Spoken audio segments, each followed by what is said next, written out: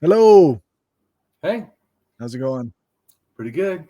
So I Good. just realized since the last China video, because this video is going to be on China, continuing our series on China, and we took an 8 video break. Holy shit. I didn't realize it was that many. Oh, either did I until I went and counted and went, wow, okay, well, anyways, that's what you get, people, when you get history from an anarchist. Yeah. And then Right. like life pops off and needs to be addressed. So Yep, that's right. yeah, Yeah, I that's guess how we've that's done quite a what's that? bit of stuff. We've done agnostics, we've done Israel, we've done Right, right. Well, right, true. Well, because the Israel one had to be done. I wasn't even going to address that, but had at least, or maybe I would have got to Israel stuff. Like we'll also get to all that later, in right. the way I want to, not starting from the war and shit, like prehistory, and then Yeah. like maybe 10,000 and down. We'll explain like all of Israel's that whole area actually history. Yeah. So yeah, Israel's not special in some. Anyways, but this is about China, and as you know, like even like the concepts. One of the reasons, well, there's multiple reasons always. So let me just say that because I'm a leftist, of course, I want to always show class struggle and stuff. Not actually because I'm a Marxist, but because I understand value, and I know Marxism also addresses the labor theory of value. Yeah. And being an axiologist and value is like totally my world. Of course, I would do something similar in a sense to Marxism because it's about value. Yeah, for sure. And so me and Corey have talked about this before. It's also why I can seem like I can navigate concepts fast, like sometimes faster than other people, general people, even philosophers, because I'm attaching value themes on how I'm approaching stuff. Right. I know, and it's not like some magical or mystical thing. It's just a way. It's like being aware. Like when someone says, that they don't like identity politics. Let's just use that for just the concept. Right. So I don't see the world like that to start with. So just so people know, even though I have an identity, obviously, like everybody does, I see the human condition as political. So I think that the concept of saying someone's doing something different is horseshit. So how's that? Yeah. So not that there's not such thing as an importance to identity politics, that's somehow different. Right. Like everybody's always been doing identity politics. Well, literally, yes, because that literally is what politics is about. It's identifying the stuff and then trying to deal with it. Anyways, it's whether it's 1% or not, right? It really doesn't matter. We're all doing an identity. The elite have their own also, right? Yeah. Supposedly. Yeah. Anyways, but my point is I don't see them as separate things. I know Marxism breaks a whole bunch of stuff down. I like breaking stuff down too, but I also like seeing things like how they actually are. Right. Like I told you, like how I see humans as just dignity beings. Yeah. And they go, what do you think about animals? I go, dignity beings. Wow, God, see, great. Now you understand how I think. Right. So, anyways, my point is, but that's because I'm like coming back and seeing the big picture. I'm not like, because it's not wrong, and because I don't want to do a whole thing on philosophy that I have. Right. It's very in depth, but people can look it up. I think it's called Bronfenbrenner's theory of, I can't remember now, but anyways, but it has to do with different segments of how a person is affected. Okay. Like there's the person, then there's the immediate thing, then there's the larger like town or people they interact with in the town. Then there's of course the larger state, and they don't say a state, but it's just different concepts, right? Then there's a concept of world and whatever, your country, right? And then there's the concept of countries you're connected to in a sense, and I don't mean just like by land, but like you feel like, oh, they're like me. Like Americans feel like we're like Europe because we think of ourselves as a white nation, which is horseshit. Right. Yeah. In bigoted racism, obviously in America, because boy, we sure feel like we're Europeans. Really? Yeah. Really? Come on. And I think that's one of the most disgusting things I feel about America in general. Is, well, I don't want to go into all of that, but just real quick, Sure. is because they deny Native American existence, which literally are Americans before we think we're, we're Americans. And the fact that's not said like every day, all the time, until people fucking get it. Yeah. Anyways, so this goes back to China too, because some of the people from Asia, in fact, that's how people populated the Americas, went over not just one time, multiple times. So that's why multiple ideas that are, in a sense, originating in Asia keep going over to the Americas and changing, in a sense, some of the cultures, and then it filters down, ends up changing a lot of cultures, but in a more smaller and less direct way sometimes. That's why people think like that Graham Hancock, that somebody went around, did everything. No. Not even the Siberians, who I do think did a lot. Because if you look at DNA, it doesn't all match. Just like once we get done with China, then we're going to address Japan. And I'm going to show like the first people of Japan. I know who they were. They were O haplogroup from China, southern China, and N haplogroup who had started in southern China, but had now been in Siberia and then went over into downwards into the north part of the big island of H something. Okay. Yeah. You know me, and I want to say Hokkaido or something. I don't know, but I'm probably totally completely bastardizing like I do most Not sure. names that aren't English. In fact, just people know I bastardize English too, so sometimes. Yeah. The language that I grew up speaking is not always. Well, yeah, I grew up in I was born in Los Angeles, and I grew up in some a little bit in Los Angeles, but also in Orange County. So mainly though in Orange County. Yeah. Different parts. Some of them were, rougher than others. Anyways, but that changed like in how I, interacted with the world. For sure. The words I use, and yeah. Yep. I feel like really America should have at least 3 languages.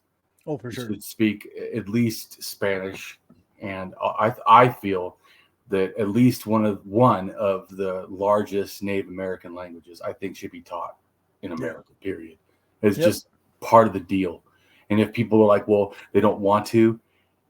Once again, like I said about the people that talk about land back, I think the first thing the land back that should be demanded is that they own the reservations. I mean, this just seems so fucking pure and simple to me. That's right. I don't even know. In fact, like I told you a long time ago when we started talking about the Native Americans, I didn't actually know that they didn't own. Right, because it seems I literally thought that's their fucking land. Yeah, it's at least that is their land. And then I find out, oh no, not even that is their land. And I'm like, oh, it's still fucked today. You're like, oh, that was back in the past. No, did they own their land now? Do they? They don't even own the reservations. Just take that for a sense and think about that. What the fuck? Anyways, so that's why to me it's really important to understand China and North Asia in general, because it also has to do with the Americas. But it's more than that, because a lot of ideas from North Asia to me go to the Middle East and give Middle East what they think Middle East is. And that's very important too for people in Europe, because guess what? Both people directly from Siberia went into and became northern, in a sense, Europeans. And they went to the Middle East, and then from the Middle East, they also went straight through then to France or whatever. Like when people say Western hunter-gatherers, they always go, oh, those are the people from the West Europe. Those are like the pure Europeans. Those people became those people because they got the introduction of rDNA. Right. Yeah. RB, right? Which came from Siberia by way of the Middle East. So it first went to the Middle East, shot through Turkey all the way to, in a sense, northern Italy. And then from there, it goes to France. So it's not from France. Yeah. So this whole thing, once again, and that's another thing I think is important to learn, like actual DNA and actual history, which I try to do. Not saying that by the way, I'm an autodidact. I've taught myself. I know polymath. I'm really good at a lot of things. That's just who I am. Anyways, So I'm not claiming to, be an archaeologist or a DNA scientist, but I have a very good, thinking mind, and I have been researching this since 2006, all this stuff. So it didn't start making sense like at the beginning. Believe me, I was fucking clueless.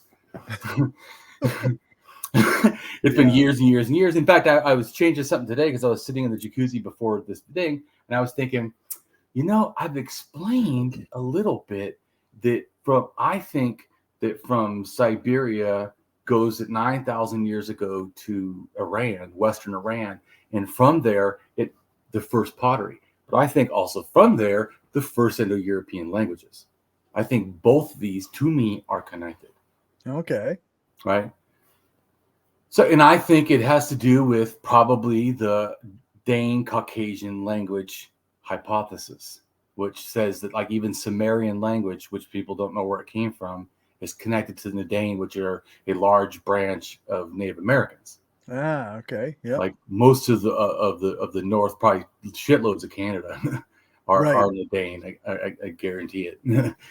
Like a whole bunch of the whole western coast is just Nadane is huge. And it goes all the way down to Arizona because the Navajo are Nadane. Right. So, anyways. So it's Alaska all the way down to, Arizona. So it's huge. But as I told you before, that DNA is also in the Mayans. Yep. Because I think that there was some idea sharing. But anyways, once again, these are all native peoples. I'm not, and I explain times that they come in and whatever. This doesn't mean like that I know everything, but it shows reasonable connected to language, culture, DNA. I mean, that's how I explain things, like multiple ways. I don't think like Graham Hancock. Well, I see pyramids, must have been special people. That's absolutely not logical in any fucking way. Seriously. Yeah. It just isn't. And just make an assertion. And these people were white. Well, what the fuck? How did you come up with that? Like you just made it up. Yeah. And then he'll go, oh, well, they have, DNA with the ancient North Eurasians. Yeah, well, all the ancient North Eurasians. Here's a clue. So Q is ancient North Eurasian. Mm-hmm. R is ancient North Eurasian. Mm-hmm.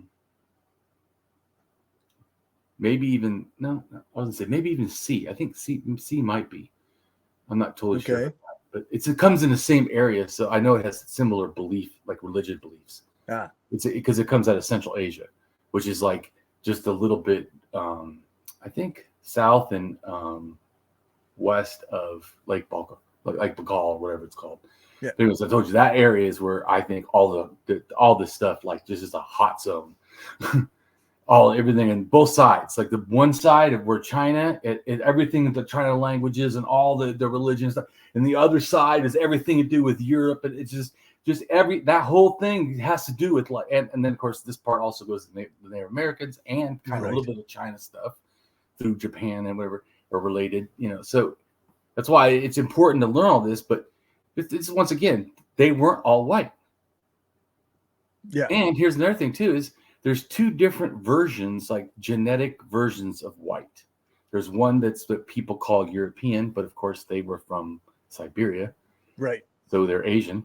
Okay, so there was two Asians. Just to straighten it back out, the two kinds of white people are Asian and Asian. Okay, now that we got that fucking cleared, right now that I have cleared that out for the racists, it's Asian and Asian.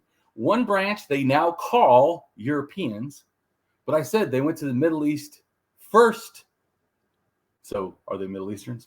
Anyways, so yeah. Which spot do you pick as your origin story for your pure race, right? Right. The racism is just fucking laughable. Oh, because the Middle Easterners, oh yeah, those are also white people. Oh, the ones that went to up to Sammy's, those are white people. Ones that went to Germany, France, white people. But you know what? The ones that are in the Taran Basin, that come from 10,000 years ago and that were found at 4,000 years ago burying stuff of China, Taran Basin. They call them the Taran mummies. Okay. They had red hair and white skin. Okay. Those were ancient North Eurasians. So those were still Asians because they didn't leave and become Europeans. Right. So they looked exactly almost like Europeans. but they weren't from Europe. That's because they aren't. Anyways, so now that we've cleared that up, all white skin comes from Asia. Thank you. Now we figured that out. But so, in a sense, but they try to say is there's one version they call European and there's one version they call Asian. But I'm just clarifying for the racists that that's actually not true. They're both Asian. Yeah. Anyways, which, like I said, we've talked on it, but so that's another thing why I think these videos are important is because I'm actually trying to fight fucking racism. I think that teaching the truth of this as an anarchist, I am anti-fascist, I'm anti-racist. You know what I'm saying? So this I feel helps. We just learn the truth that this stuff is not, and I think also that haven't you felt this, that the more I've learned all these different cultures, the less I feel separated from them. Oh, for sure. Yeah, for sure. So I realized, oh wow, this whole separation bullshit is this bullshit. It's not real bullshit. Yeah, it's even easier to like when a place is, there's problems in a particular place and people go, oh, that group, and you go, well, the way they're behaving isn't that different from the way we behave. They're not like that because of their race or any kind of particular trait they have. It's racism. Well, people can have traits that motivate them, but then again, like I said, I'm a sociopath. I should be motivated towards not being positive. Right. But I hijack my stuff because I want to be a credible human being. And I use my abilities to actually help people. So I turn around what could be a negative thing. And for a long time in my life, it was absolutely a negative thing. But I made a difference and changed. Anyways, so I wanted to say that all this stuff is real important. And the other stuff that we addressed is also important because sometimes people argue with me like the agnostics and they're wrong. And I want to explain to them, I don't even like fighting with you because you're wrong. Please go read this. Yeah. So the same feeling I feel like with, like I said before to you about skepticism. I don't have any problem with skepticism.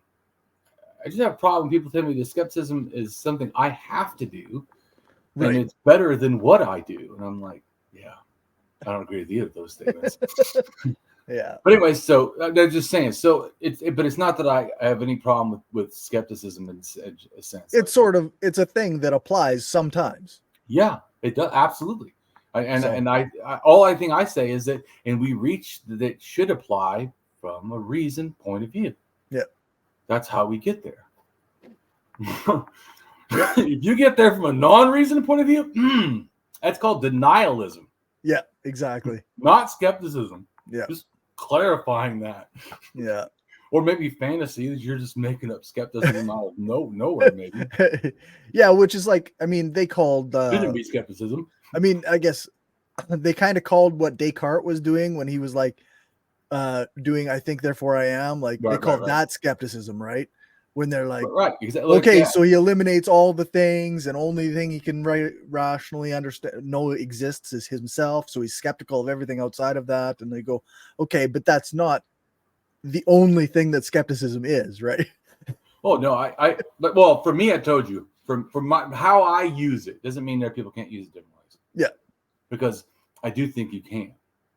So, like I said, you can get to a lot of similar things that I do as a rationalist. I just do it in a different process. Just like Marx. Marx goes at value in a certain way. If it's correct on value, as an axiologist, when I address the value, we should come to similar conclusions. Right. Yeah, that's right. So unless one of us is in error on the values that are going on, but since that's how I think, I don't think it's me. Right.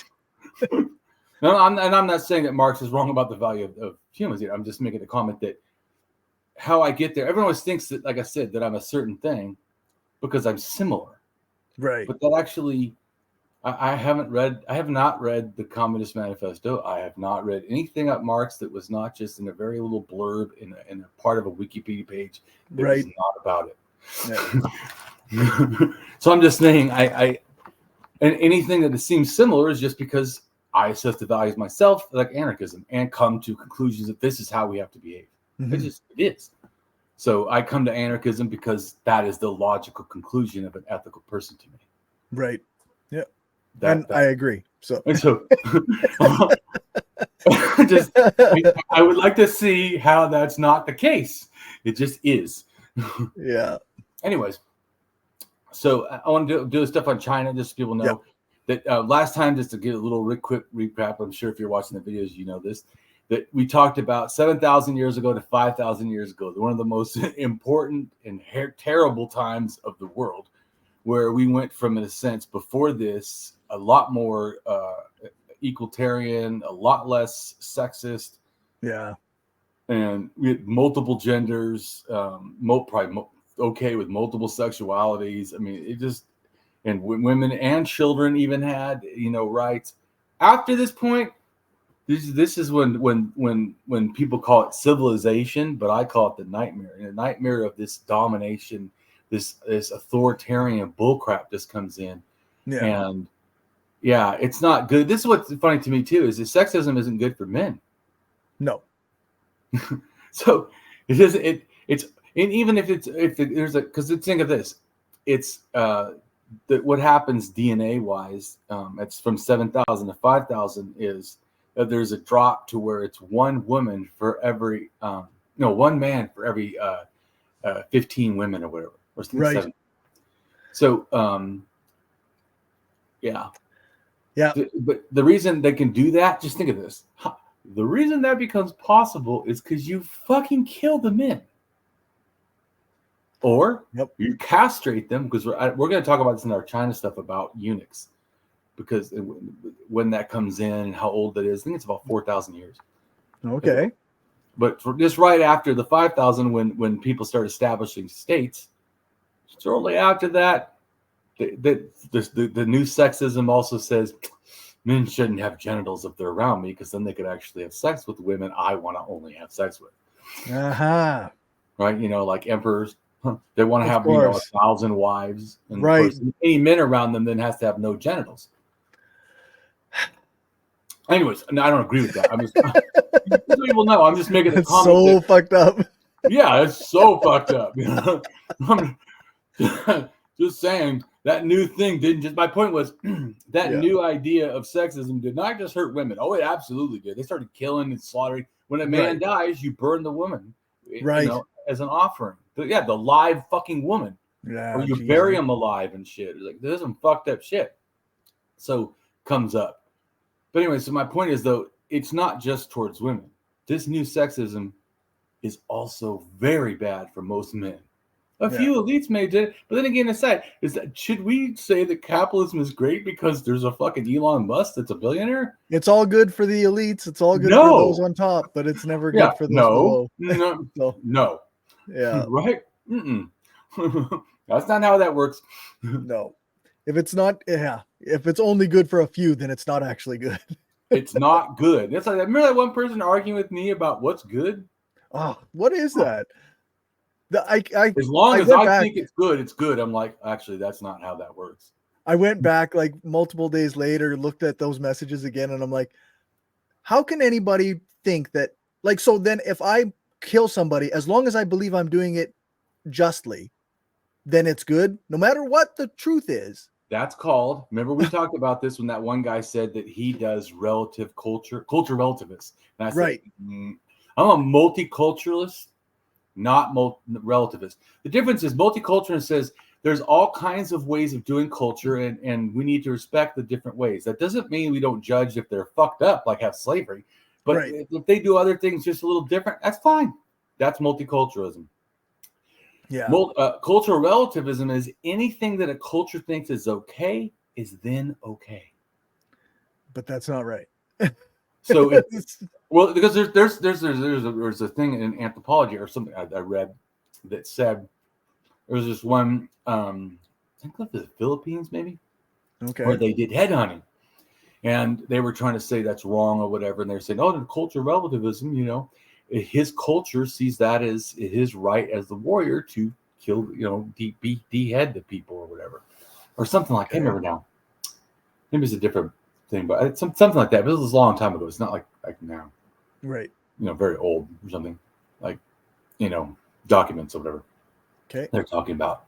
I'm just making a comment that just because the culture thinks that killing people, well, just like there's a place in Africa, I can't remember now which culture, but when the boys get to puberty, they have a celebration, right? Okay. For their, and then they have all the women of the town line up, and men go with sticks, these like whip things, and whip them as they go all the way down. Every man whips the woman one time.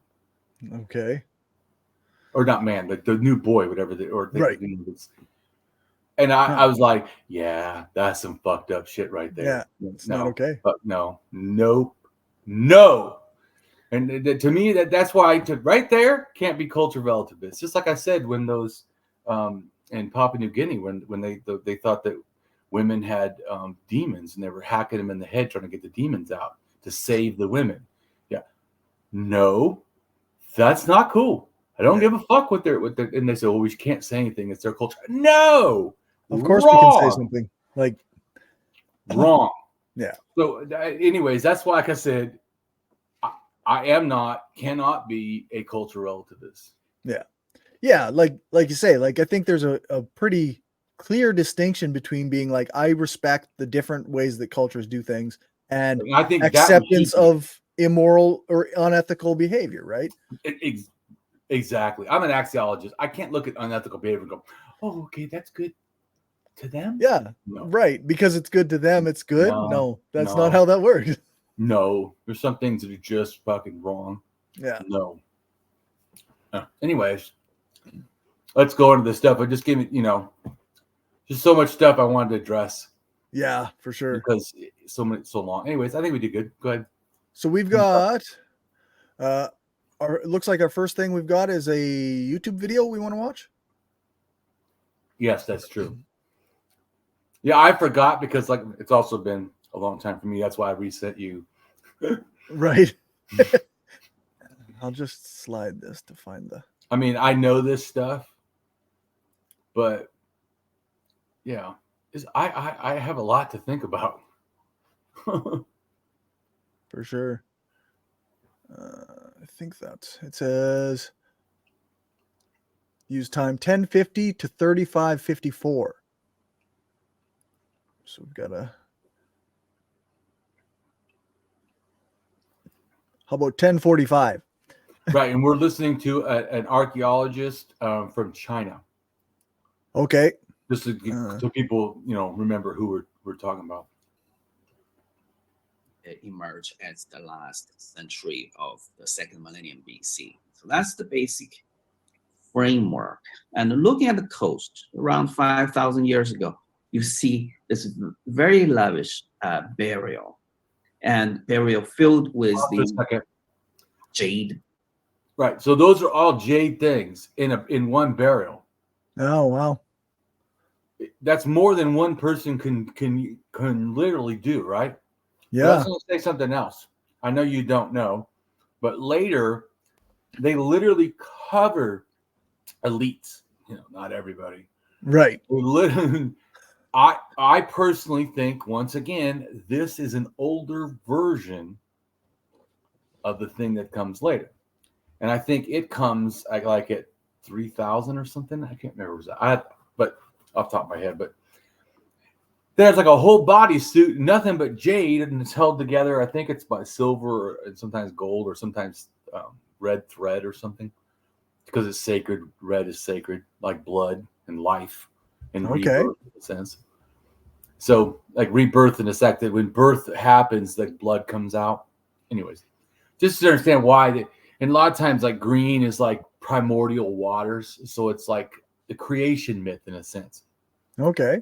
They're going back to court of creation. That's also like the blue, like water. It's blue and green. Blue, I think the green though is considered to be primordial waters or something. Or has to do with good health and everything. But anyway, but later they covered their whole body in these green tiles. Just little tiny jades. I'm just saying, if you see here that they've literally buried the person in jade. Right. It's interesting. So I was just saying that I think that people look at stuff too quickly and not think about, well, what are they doing? They're literally burying and covering their whole body in jade. Fuck, they did that later too for the elites. Right. And this is obviously elite. Hell yeah. And also just Think of talk about Marx, right? Look at the labor value in Right. all. Yeah. Those are fucking pieces of stone that are sanded or cut until they're paper thin, and then they put a hole in the center. They don't have like regular drills. They're using hand sticks and rope to make a drill. And all these bracelets and stuff, so delicate. You know how hard all that is to make? Holy shit, it's hard. And one person didn't do all that. You know what I'm saying? Right. Yeah. Multiple There's like a people, group right? of people. So they're just trying to show, like when they talk about labor value. Oh, labor value is a new thing. Well, horse shit. Elites were doing this from the time of, I don't know, elites. Yeah. Yeah. Ever since there's been elites, they've been exploiting people to exploiting labor value of others. Yeah. Literally. That fucker. And this thing, all those things are being wasted. All people worked hours and hours just for that one person to then be buried forever. Selfish. Yep. But anyways, I'm just trying to show that it's old. And also because I know maybe a regular person looks at it, there's a bunch of crap all thrown there. Well, if that's a burial, then that's literally covering them. And once you understand that happens later for elites, you can see, oh, then maybe there's a connection, which I think it is. They're trying to think rebirth in the afterlife, I think, in a sense. Okay. Or, like give them power in the afterlife. It has to do with the afterlife stuff. But anyways, I'm just wanted to make a comment about it because I know it just looks like a pile of garbage, but that's really important. Right. Okay. Or more important than you think, I should say. Battle axis, which shows where the social focus is on these coastal chiefly figures. And this, you never see it in the Yangshao society, which seem to denounce wealth. So in a way, you can see that maybe in a Morse definition of civilization. So when he talks about the other society started at about 7,000 something. So he's saying that the one at 7,000 wasn't like this. It wasn't all about wealth. It wasn't all about power. Yeah, I know, because states are taking over. This is the new chieftains are more like states. In fact, the Mongol chieftain, just to think about this about states, right? The so-called chieftain, right, literally was the largest landmass of dominance in the world, and yet it's not considered a state. Right. So I'm just making the comment that states, the concept is not, for me personally, it's not limited to what someone, because now it's Rhode Island's a state, that little tiny nothing. Right? Yeah. Yeah. Little fucking absolute, that's a state. Do you know what I'm saying? It's like, what the fuck? You get my point I'm trying to say. But then the Mongols that are like covering half of the known world, and that's not a state? Yeah, I guess it depends on what a person means by the state, right? Right, but see, what I mean by it is the concept of value. What's really going on? If people are being oppressed, some fuckers at top, like a king. Yeah, then that's a state. Yeah, it works for me, Yeah. You get what I'm trying to say. So when he says like chieftain and warlords, yeah, those are all the same thing to me. These are words because once again, I don't think the word chieftain is a bad concept. I think that racism makes that barbarians are chieftains and we do states. Do you see what I'm saying? Right. The civilized world does states. This is horseshit. That's all I'm trying to say. I don't agree. What was George W. Bush or George George Bush Jr. Right. What was he if not a warlord? Totally was. And he worked with warlords. So did Obama. I sent that thing to you. Everyone always like, oh, Obama worked with all kinds of warlords, like a scumbag that he was. Yeah, that's right. But America itself is a scumbag warlord. So there's been nothing but fucking continual war since like the founding of America. We just don't always have it in America, so people think, oh, it didn't happen. Right.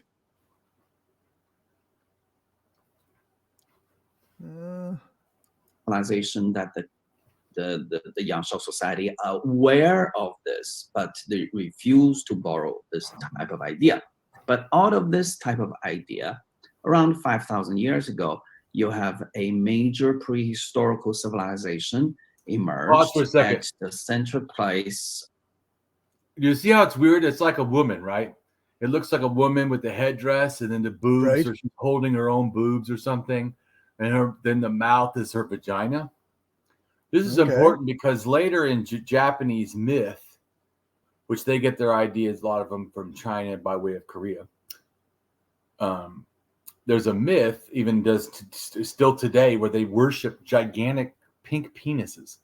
They walk through the town with all these big penises, and it has to do with this supposed demon whose vagina was a mouth and bit the penis or something, I think, off or something. I can't remember now, or hurt him in some way. Can't remember.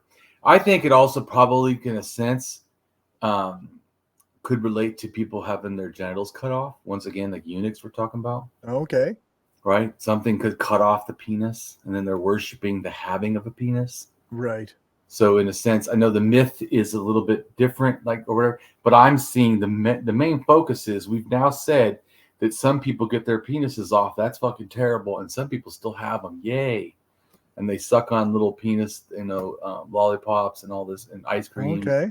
In Japan every year, there's a whole like. Interesting. Anyways, my point is, though, I'm trying to show that I think that this is similar kind of thinking, because it literally is, the mouth is her vagina, but in a sense, if you don't pay attention to the top head, these are eyes, and this is a mouth, and this whole thing is like a figure, a monster. Right. Right. Yeah. It's like you say, it's like a monstrous face if you don't notice the face up on the other part. Exactly. And if you look at this thing here, like, I don't know if it's altar, what this thing is exactly, but it has faces. I know it's hard to see, but there's faces in it. There's two faces on this front. There's, I think, two faces on the side. There's faces on every corner. And also, if you notice, it has four things, like the four cardinal directions, in a sense. Right. I think a lot of this stuff is similar, because I think that the concept, even like a pyramids and math and everything, I think people desire to do it because the concept of feng shui and stuff like that, of placing things in a precise way, leads to better futures and stuff. So, right. Yeah, it's supposed to align with the spiritual.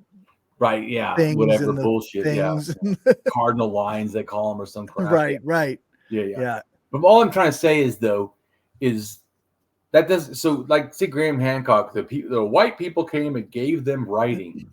No.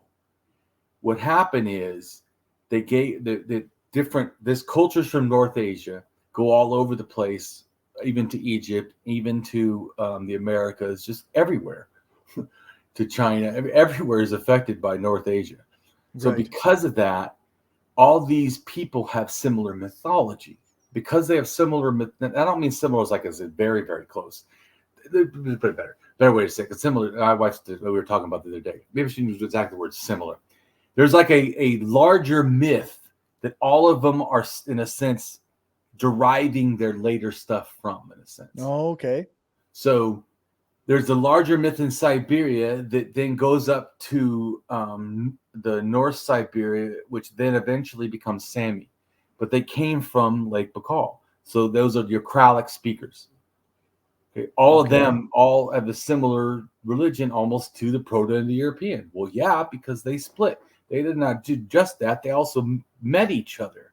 Mm-hmm. And for like a long time, and interacted. And so then the mythology also can be synchronized or whatever. Right. So, but there still is a core type of thinking that went out, and then everything comes to that. So, like I said, if you have the feng shui, or even like the sun and the moon, like even like there's the ODNA for the Han Chinese. If you go and look on what's their main branch, the highest 3 people of that ODNA are all shamanism. Okay. 2 of them have the same kind that are in North India now, but they're actually from China. And they're part of the Sino-Tibetan languages, which come out of North China. But by way, I think, of influence from Siberia, or vice versa.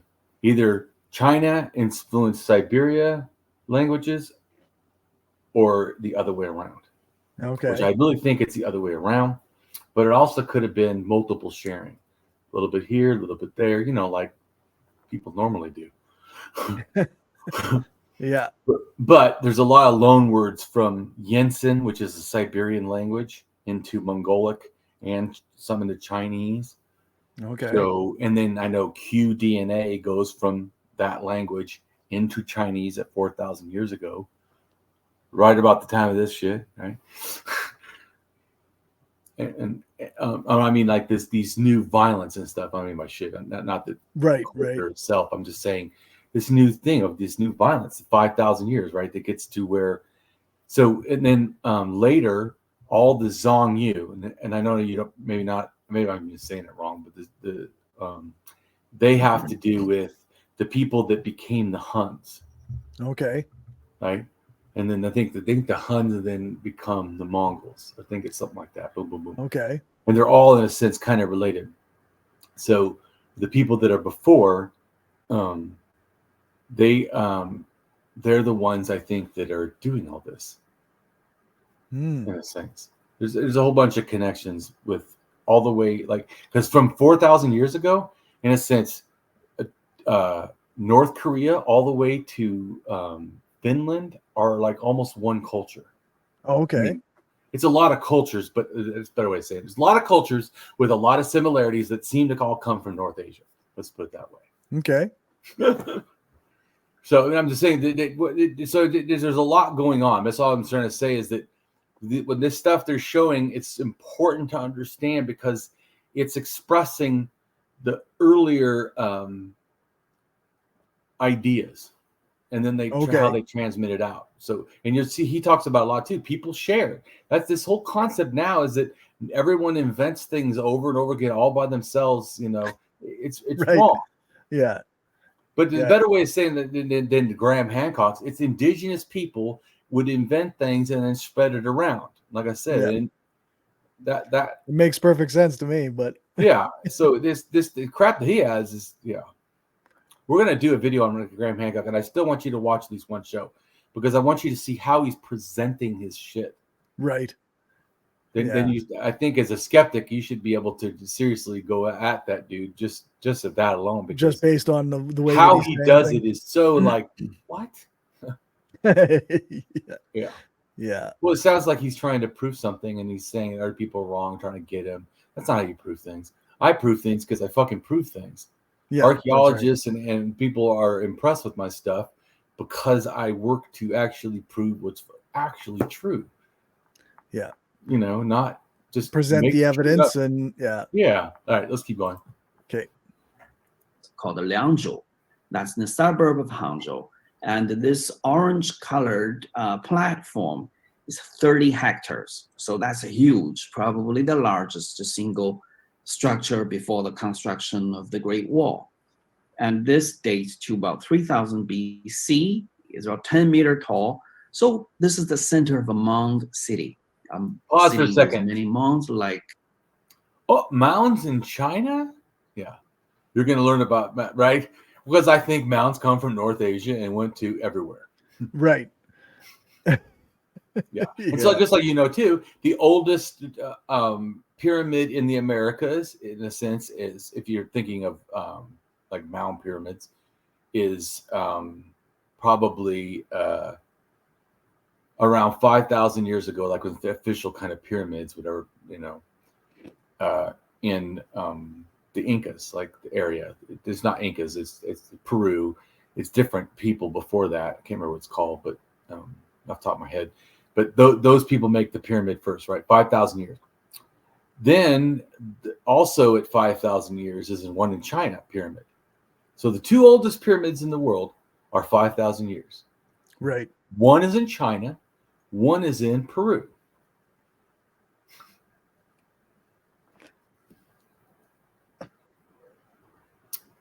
Yeah, and there's DNA connections from that area over too, from Asia over. Right. Right. Yeah. Makes sense. Speaking of which, Nadane's DNA of C217, which I think brings not just their language, but I think the idea of hierarchy and stuff, because they had, to me, advanced hunter-gatherer culture. Okay. Which you see in the Tlingit up in Canada and in the Americas, the northern, because they were, in a sense, like more hierarchical, it's like a chieftain, right? That he's talking about. That's what I'm trying to explain. And they build, like platform mounds, like in the Americas, right? So mounds were multiple things. People think like burial mounds. Well, there was some burial mounds. Right. But even then, sometimes burial mounds are made into platform mounds and they put temples on top. Right. Or sometimes they made platforms for elite housing. Okay. So sometimes they made multiple pyramids or multiple things for different reasons. Sometimes they match the constellations. Anyways, the point that I'm trying to say is that it's not just burial mounds. Like he's saying it there. It's a big, gigantic mound raised. The whole thing is raised. Right. So sometimes too, they raise the whole thing and they put stuff on it. Like in Florida, even the shell mounds, they have this huge thing where they raised all the shells up and then they built like a whole city on top of it. Wow. In a sense. And then on top of that, they still have pyramids and temple mounds and elite housing that's even higher. Okay. Jeez. On top of the already whole constructed like platform mound that's humongous, like a complex, all out of shells that they ate. And it's not garbage. This goes back to to me, it's bigotry and ignorance that people don't know that a lot of the shell mounds were sometimes it could be 100 feet high, 60 feet high. Right. Who is climbing that high just throw garbage? Yeah. Okay. Not No, happening. that's a built structure. And you say you have skepticism? Come on. Yeah. No. And then how do you explain the one where they made I can't remember how big it is, but it's humongous. I have to look at it. Well, when we go to the Americas, we're going to deal with all this stuff. Okay. But I'm saying it's this huge thing. So, and then after doing that, then they build the things on top even higher. And yeah, come on. Yeah. No. Yeah. People don't build on top of garbage, do they? No. They built structures and then they built on top of those elevated structures. But I think one of the things that they don't remember, because they don't know maybe, is out of the Middle East, that at least 9,000, 10,000 years ago, maybe probably more than that, but they were burying their ancestors in the houses. Oh, Some of them even would build a house, right? And then they would bury the house and then build another house on top of that mound. And they would build another house, bury it, and another ancestor when that family died, and then build another house. So all these consecutive houses. Like in Chatahoyuk, there's 3 levels of the same house. Wow. Anyways, my point is, so even if this was their refuge stuff, it's also, it also has tools. Well, then it's not just garbage. And it also has their dead bodies. Then it's also not garbage. See what I'm saying? Yeah. Yeah. My point is this. So they're in other words, some of these are like monuments that say we own the land. Here's our ancestors lie, which is kind of what graveyards sort of do, but not exactly. The concept is more part of the land than land ownership. Mm-hmm. You see what I'm saying? Okay. My people have always been here. Is it different than saying my people have always owned this land? For sure. Yeah. That's all. For sure. Just trying to help out that, because people nowadays can see some things as completely the same. No, it's not the same. Well, and yeah, that's often the thing is that indigenous peoples will say, well, we've been here. We were on this land for, hundreds of years, thousands of years before Europeans came. Right. So as you know, it's easy to say at least 25,000 that there's been some Native American. Now, the ones now, I don't think are related directly to those. Those people died off. Okay.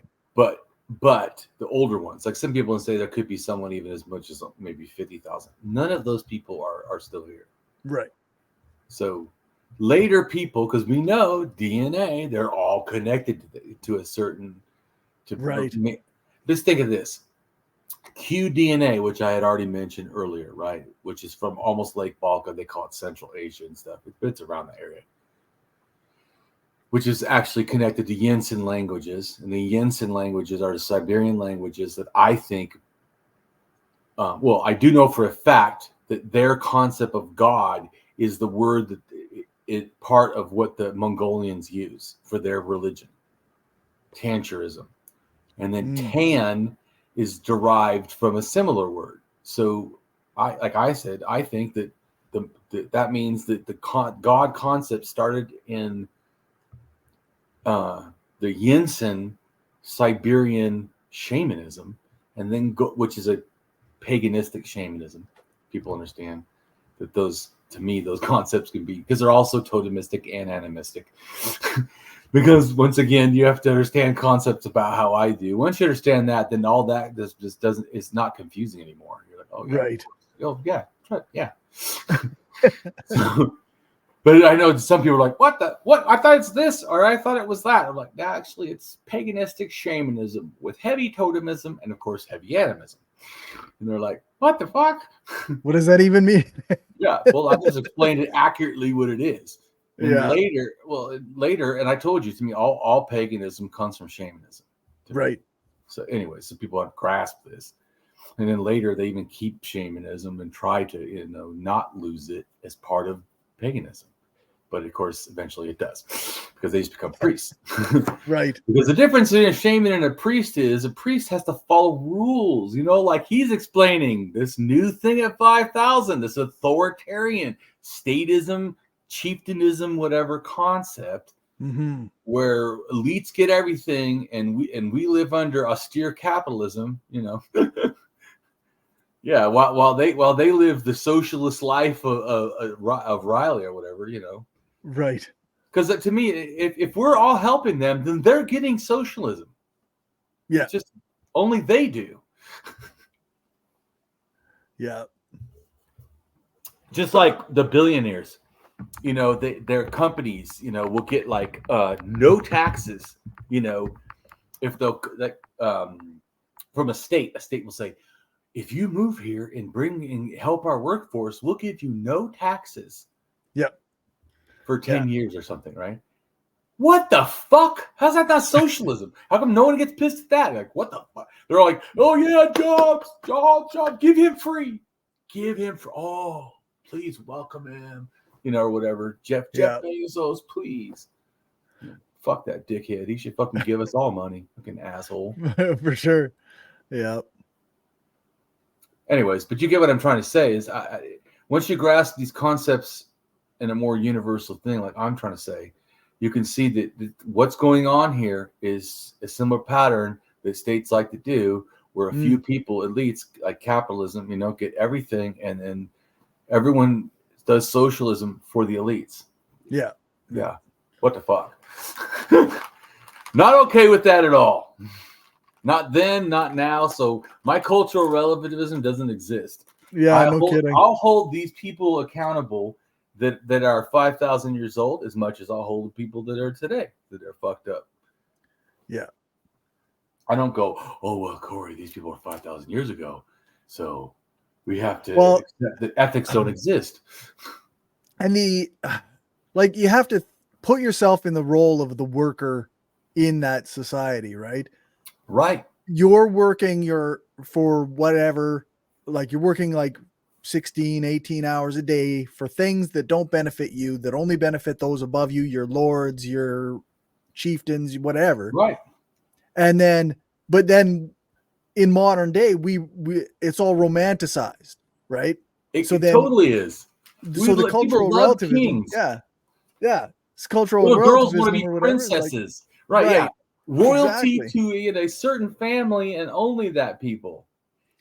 Yeah, it's all the idea that like, oh, but I could be uplifted by that lord, or I could be, I could be honored by that chieftain, Corey, or what have those you. people had the biggest structure at the time, so Meanwhile, there's still a dude who's cutting bricks.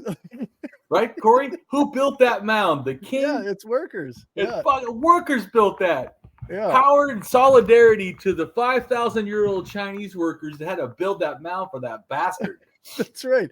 They didn't have any hope for upward mobility. They just built the thing because that was their job. Right. And they didn't get the benefits of it at all. Well, they got to go worship there, Yeah. maybe, but maybe not. A lot of times they're not even allowed on the platform after it gets built. Yeah. Because it's like the holy city of China. Remember, where they call it you know what I'm saying, where the king lived? It was like the untouchable city or something. I'm not sure. I'm better at prehistory than I am at like history. Starts coming down. Like I know very little about China, actually. Oh, really? Oh, Yeah. Well, where the king lived is like this. Before they ended, kings in China, Right. they had this humongous city that nobody could go to. Okay. It's only for the king, and it's like all these levels and stuff. But he has his harem in there and whatever other stuff, But my point is, and tons of soldiers that are eunuchs. Yeah. So like an entire city that's built, and nobody gets to go into it except for the king. Yeah, I can't remember what it's called, but maybe it's called I can't remember.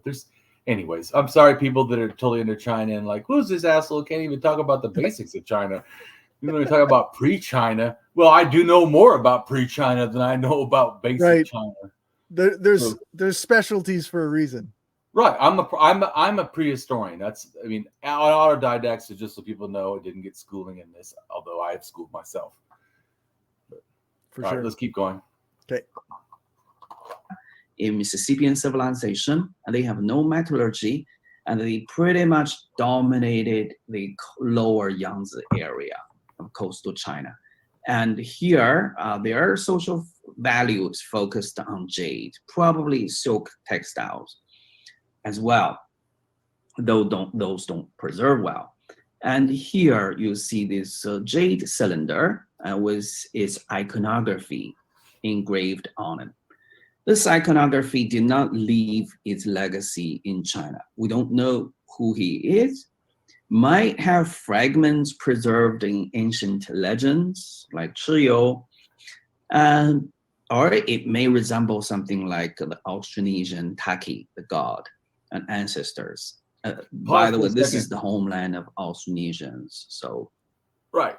He's correct. It's the homeland of Austronesians. So what these people believe and the Austronesian believe, you can look at both of the beliefs and you can get an idea, okay, what's going on. Same way, like I said, if you listen to China and you look at the Americas or Siberia and stuff, myths, and look at the Americas, holy fuck, there's a lot of things that are the same. They may call things different. This is another thing too. Like I say shamanism and paganism. These are just words that I know that regular people kind of think they know. And so I try to use them as like a framework to understand. All these things have made different names for the stuff that they do. But that's like saying that everybody calls their God a different God doesn't mean it's theism. Well, of course it's theism. Right. Yeah, that's literally what it is. You get what I'm trying to say? Because some people argue about, the words, right. Yeah. I recall somebody having a dispute over the use of the term shamanism. Well, actually, there more disputes than just that word, but because they don't like the word animism or totemism or shamanism or paganism or even, how about this, indigenous. That person doesn't even like the term indigenous because they said that tries to, like put people in a category. These are all different tribes. And I'm like, we got to have words to talk, though. Also, I totally agree. We should fight racism. They're indigenous tribes. Yeah. Well, some people say don't call them tribes. They're not all tribes. Some are clans. Some are tribes. Sure. There's a difference in this too. But once again, do you want to communicate? Try to talk to the general public. We can't become an anthropology book every time someone opens their mouth. Also. But I do agree that we do need to understand this stuff because there absolutely is bigotry, and we should be fucking fighting that. For sure. But I think that, like you say, like even you have to communicate, which means you have to be understood, which means you have to use words that people understand. So, do you want to communicate? or do you want to not communicate? Right. And so to me, that's my thing with the value is always the intent. What's really going on? What is the person trying to? Because some people could accidentally be racist. I have accidentally been racist before, not trying to be racist. Didn't realize that what that was racism. So I was informed that, oh yeah, it's part of growing up in a racist society, right? Right. So right. So it's the attitude, I think, of once you're told that what you did may be racist, how you react, that I think tells something about what's going on with you. Right. And also a willingness to be open to being told. Like I'm open to being told. I don't agree if someone says everything I do or I am a racist. No, I may do racist things, even sometimes not intentionally. For sure. But also some of that is cultural, and I don't even know that it is. And so with somebody, but that's why I think it's important to learn other cultures. My point with people is the best way I can be a multiculturalist is actually if I have multiple culturalists. In other words, that I involve myself in multiple cultures to learn. And because when you do that, you start to realize, like say you were the skeptic culture before you were in that. Isn't that different a little bit than the regular culture you're in? For sure. Right. So, and then now that you've been around me, I'm a rationalist. I think a certain way. Yep. Do you feel that I think a little bit different than the way the skeptics culture is? Yep, See what I'm saying? sure. So then you're getting enculturated. Because I said I'd see you start to use some ways of what I think and stuff, which is good because they're actually pretty good ways. So I mean, yeah, people should be copying me because go ahead.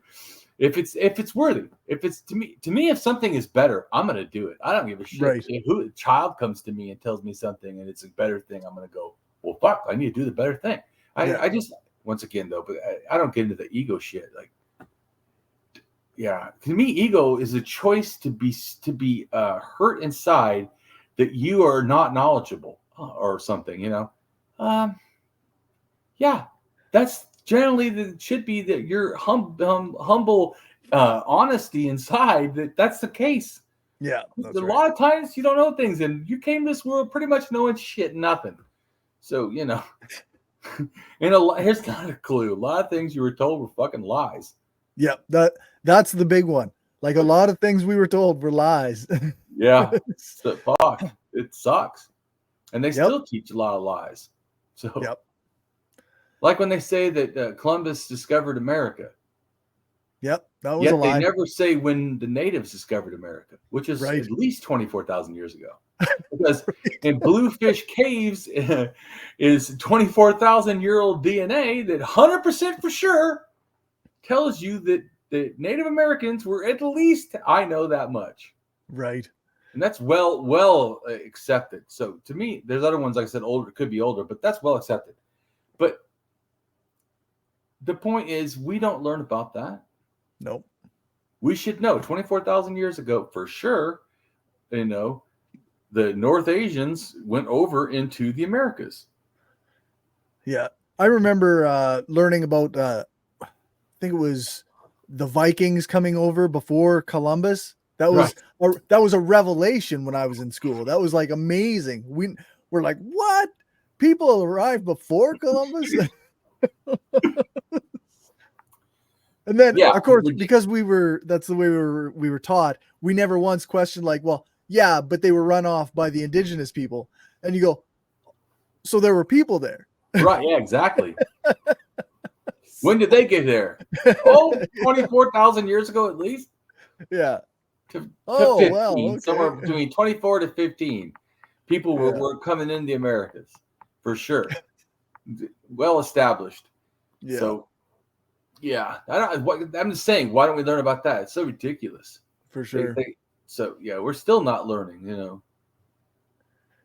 Yeah, and even in a modern sense, like I've been doing a lot of shorts on my channel, and so I've been getting a lot of anti-communist trolls on my channel. Oh yeah. And it's like the propaganda, the lies they've been told about socialism, the lies they've been told about even the USSR, which wasn't my favorite place by any stretch, but the lies they've been told are like it's all they believe. They will not accept anything real after that.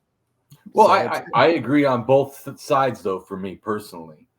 mean, personally, capitalists, as you're referring to, like the general public that are capitalists, that don't know they're capitalists, or actually, I should say they're under capitalism. They themselves are not capitalists because they don't own shit. So they're the workers for capitalists, and then so they also support capitalism because they think that's the only thing that works. And they also have wrong views about Russia because they've been lied to. But I would say also a lot of, I think, American communists sounds like to me they've been lied to, because like I told you, Russia was imperialist, right? They know that part. Yeah, they literally imperialists stole a whole fucking bunch of native lands in Siberia. Yeah, which I don't hear the communists having any fucking problem with and giving it back or whatever. Right. And they say America should give back their land. They should. And so should fucking Russia. Yeah. They should not be in Siberia, period. It's not theirs. Anyways, so I'm just saying, for that, first off, and then second off, to me, about American communists or communists in general, is that they seem to think that China and Russia were somehow communist. Right. And if we're going to really talk about what a communist is, it should be a non-state, right? And the non-money, which I told you the issue I have about value transfer. Yep. But so no money and along with all the other good stuff, right? That of course I agree with. Yeah. Actually, I agree with the non-state totally. I mean, yeah, for sure. Yeah, like it's one of those things. Like if you also have to, like the communists, like you say, the pro-communists, people, the pro-state communists, Marxist, Leninists, whatever, yeah, well, yes. whatever they happen to be, they well, often, there's more than just that, but yes, yeah, because I'm saying that's not the only state communist. No, for sure, there's many. There's many, but I just want to clarify that I don't. If they want to think they're the only ones, I don't agree. They may be the most popular or the largest or the most that have achieved states, but they certainly are not the only communists. That's like saying there's no anarchists because we haven't had a state. Like, there never will be an anarchist to you if you think we have to have a state, because let me tell you this fucking thing. I, as an anarchist, and generally that's what anarchist means, is we don't want a state. This is what you guys don't get. What I want is the people to have power. What the state is not that. Let's make that the simplest as I can. Yeah, that's right. The state is a subjugation of the elites onto the thing. The only thing that people are so happy about with states nowadays, supposedly, is democracy. That they can supposedly vote who these people that lead them, or what I would say is rule them, because they're the ones fucking making the rules. So how can it not be rule, since they are fucking giving you rules? How about this? Even rules that a majority of Americans don't agree with. In fact, recently about the abortion issue, several of Republicans have came out and said that they actually are happy that we don't have an actual democracy, because people have shown in their choice to want to remove abortion bans that they can't be trusted. They have to be leaded. That's why it's not good to have direct democracy. And I thought, fucker, the only good democracy to me is the direct democracy. Yeah, that's right. That's anti-democratic. It's anti people, right? It is anti. This goes back to, once again, well, just real quick about the Biden and the Trump thing. Trump is a fucking monster and a fucking fascist and a piece of shit that will totally destroy and give everything to himself and the elites. I mean, and oppress human rights. Biden's a piece of shit. He's a scumbag. Yeah. And funding the genocide in Israel and fucking acting like, well, please don't do that. And I would wish you would not hurt people. Yeah. When people are being murdered, that's just, and you have power, it's not going to do it. Yeah, that's right. Nope, not going to do it. To me, because I have standards, like, what you should do when something is ethical. Yeah, I think also like often social programs are going to suffer when money is going into military action, or funding is going to a place like Israel, where they're carrying out an unjust military action against the civilians. I hate that we're sending them military money. Yeah. If they wanted to say that to send aid for their injured, I would have no problem with that. But to send bombs so they can go and bomb fucking innocent people, they shouldn't have gave them any bombs. You should be going in with SWAT teams and taking them down like you care about the people around them. How about that's that? right. If That's you the whole actually, thing. yeah. All I'm saying is just one second. I think that Hamas act like terrorists. Guess what? So does the Israelis. So to me, it's two fucking terrorists acting like terrorists. I don't think any of that's good. Like I said, to me, if you're a Hamas and you're not a terrorist, you attack military only. You do not attack civilians. You don't fucking take people kidnapped. You don't fucking hurt women and children. You don't fucking hurt non-combatants, period. Yeah. So then going back to Israelis, you don't use mega bombs to kill one person, two people. This is. It makes me think of like the FLQ in Quebec back in I think it was, I can't even remember when, but quite a while ago. The FLQ was an activist / communist / terrorist kind of group, right? And what they did for starters was they would blow up empty buildings, empty businesses, empty things in the effort to push attitudes in certain directions, actions in certain directions.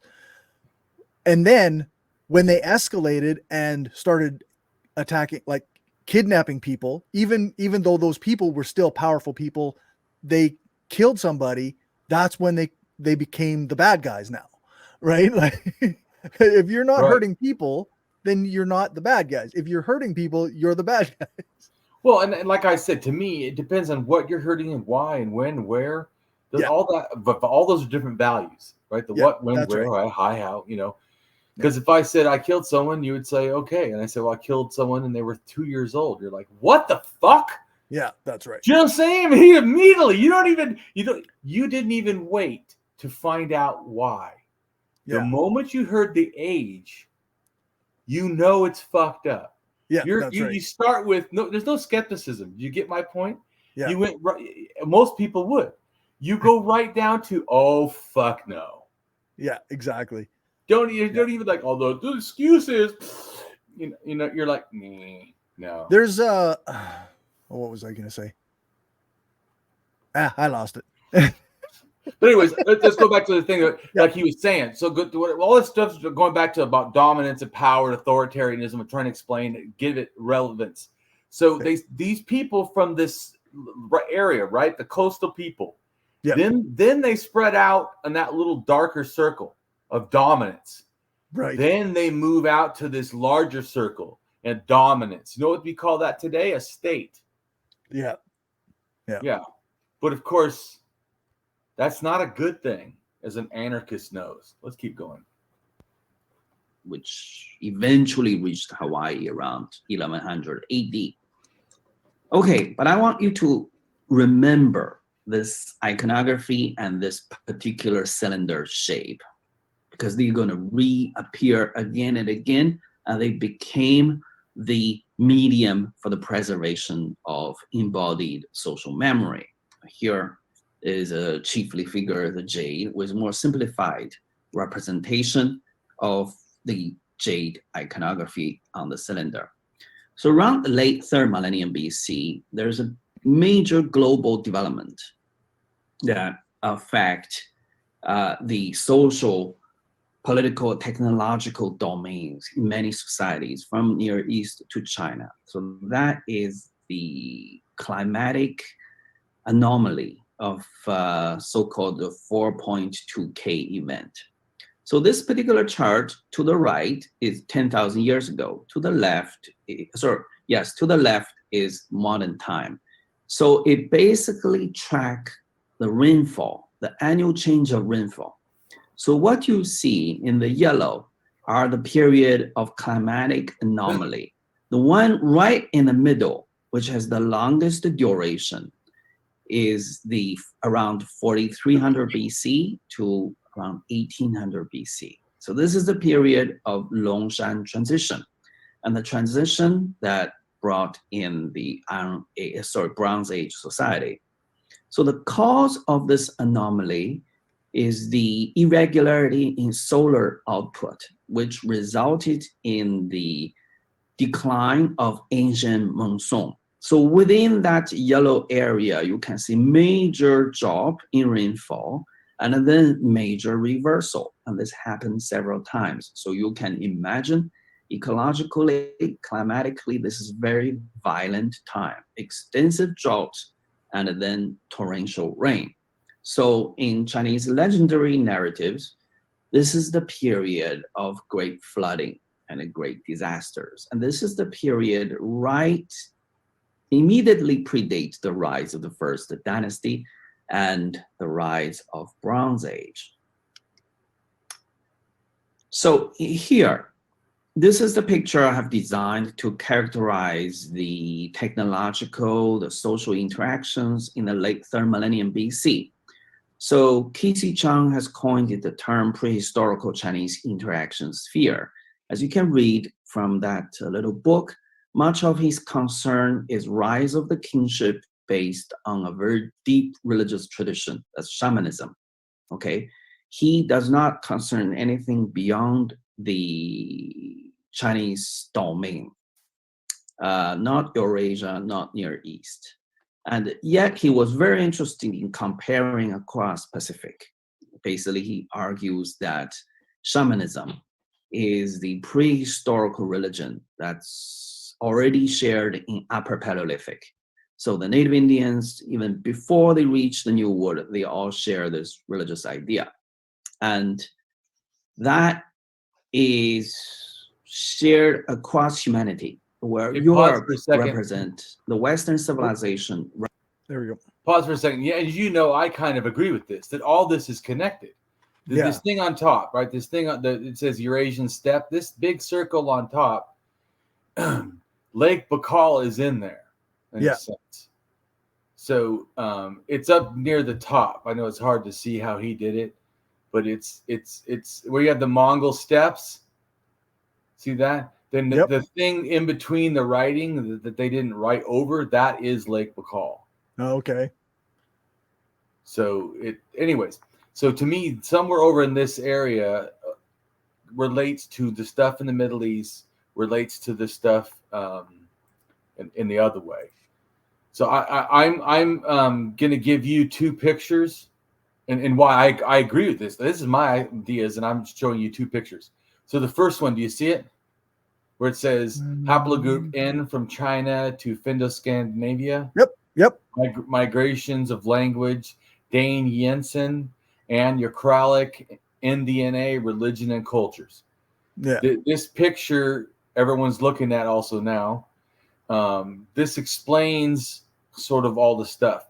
Out of Lake Baikal, although I see where it says the Naga people all the way on top. Or okay, yep. Niga people. I'm sorry. San people. Yeah. Anyways, the N1C DNA, right? That comes from Lake Baikal. And by the way, it also brought to that area ancient North Eurasians white DNA. Okay. So these people were white, and then they go over to, as you see, they end up becoming Sami, but they also relate to what it says here, the comb ceramic culture. See, and also comb ceramic culture, the main people actually come from North China. Okay. They leave North China, which and then they go up there. So anyways, so I'm just showing that China is, that's where the red arrow. See, the red arrow goes to Lake Baikal, and then from Lake Baikal 5,000 years ago, it's in the Yinsen area. See where or Yinsen related. So when it goes in there, it of course picks up all that mythology. Right. The shamanism, the certain kind of, tan god. Then it takes it to the comb culture. Right. See, it moves it over there. And then, of course, the Yinsen, I think, stuff relates to probably where your Kralik comes from, or relates in some way, or inspired a little bit or something. Anyways, Okay. but which is those N1C people that become the Sami. And that's why the religion's similar. Well, these Yinsen-related people also go to the Nedane. That's why the Nedane is similar. And these Yinsen-related people, which I don't have here, also go down to North China. I mean, not China, Japan. North Japan. That little, see that big island? Like there's like a, it looks like a bull's head or something on Japan. Do you know where Japan is? No, I don't. Oh, okay. Japan is right there. You see, okay, so do you see the Lake Baikal, right? Then there Yep. was a red arrow that came from there, or Yes. That Yep. red patch where it says N1A2-L666. Yes. That DNA is 9,300 years old from that area. Right. That area is where the oldest pyramid comes from. Can you see why it got to the Americas? Yeah, Anyways. you can show, like you say, like you follow your arrows, and these different groups interact, and then it eventually gets into the yes. So it's not. So you see how also it's wrong to say one group did it. Right. Yeah. Yeah. It's the interaction of groups that makes it There happen. you go, and that's why so many things seem the same. Yeah. Anyway, so these people right here, this red dot, which it doesn't show on this map, but I'm just telling you, they go in a sense go over to China. I mean to Japan. Okay. So south of the red dot, see that thing peninsula sticking down? Yep. Okay, that's Korea. The blackened island, as you see out there, past it, that's Japan. Okay. Anyways, so the north part of that looks kind of like a bullhead or something. Okay. That big island. That's where the people do shamanism, and they have connections to the people in Lake Baikal. Okay. DNA connections. And they have their religion matches the Sami. A lot of it. Which is way over there. Way over there. But if you understand that the people of Japan so just to help people understand, the people of Japan did not go to the Sami. What it is people from Lake Baikal, some of them went over to Japan. Yeah. Some of them went to the Americas. Yeah. Some of them went to the Sami. Yeah. Ta-da! Just so you can grasp that. Okay, so now go to the next picture. Okay. I sent you. Now this is showing again, Lake Baikal is right above where it says Mongolia. Do you see that? Yep. Remember, I keep telling you that's the most important. Everyone should know this in world history because Lake Baikal is absolutely important to all this. Right. And do you see how that arrow going from China, that red part is China. So that arrow going from southern China, that's NDNA. They took pottery, boom, boom, boom, boom. Pottery gets to around Lake Baikal from 14 to 12,000 years ago. So does the DNA. Okay. Then, not that direct thing, but our DNA comes shooting down into Iraq. We're actually into Western Iran, but it's right near Iraq. That circle in Iraq, where I point the arrow to, that's the first pottery that shows up in Iraq. Okay. And since 20,000 years ago, pottery starts with NDNA down there in China. Remember where the red is? Yep. That first arrow, that's pottery. And then pottery shows up right there. Do you think it's a coincidence? No. Anyways. Because people travel. Right. So and guess what they also take with them? Their religion. What a shocker. Yep. And cultural ideas. So anyways, going back to what he's saying, I'm just saying that this is the areas he's talking about, just to grasp that he's saying that some people think that they're all connected.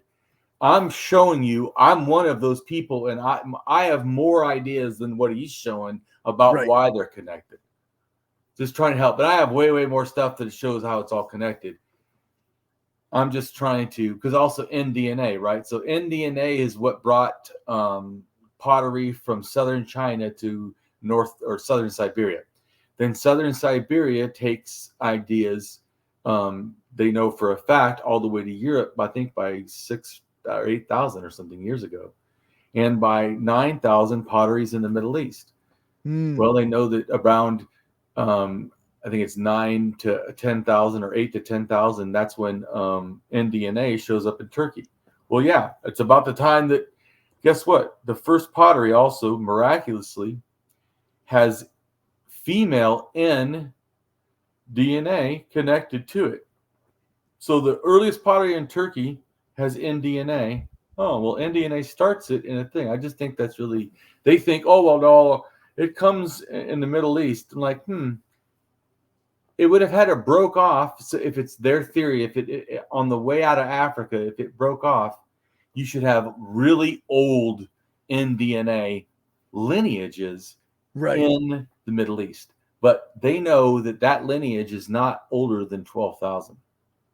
So it's relatively new compared to others. So it's new. And since at least 12,000 years ago, they left Lake Baikal towards the Middle East, it's possible someone got there early.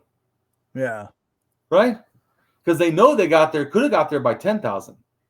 Well, 10,000 is exactly the oldest DNA they actually have, 10,000 something of nDNA, and that's 10,000 something is the age of the pottery. Okay. And like I said, and then that's in Turkey, right? The nDNA, but the other connection is the ancient North Eurasian to Western Iran, and it's right next to the first pottery there too at 9,000. Huh.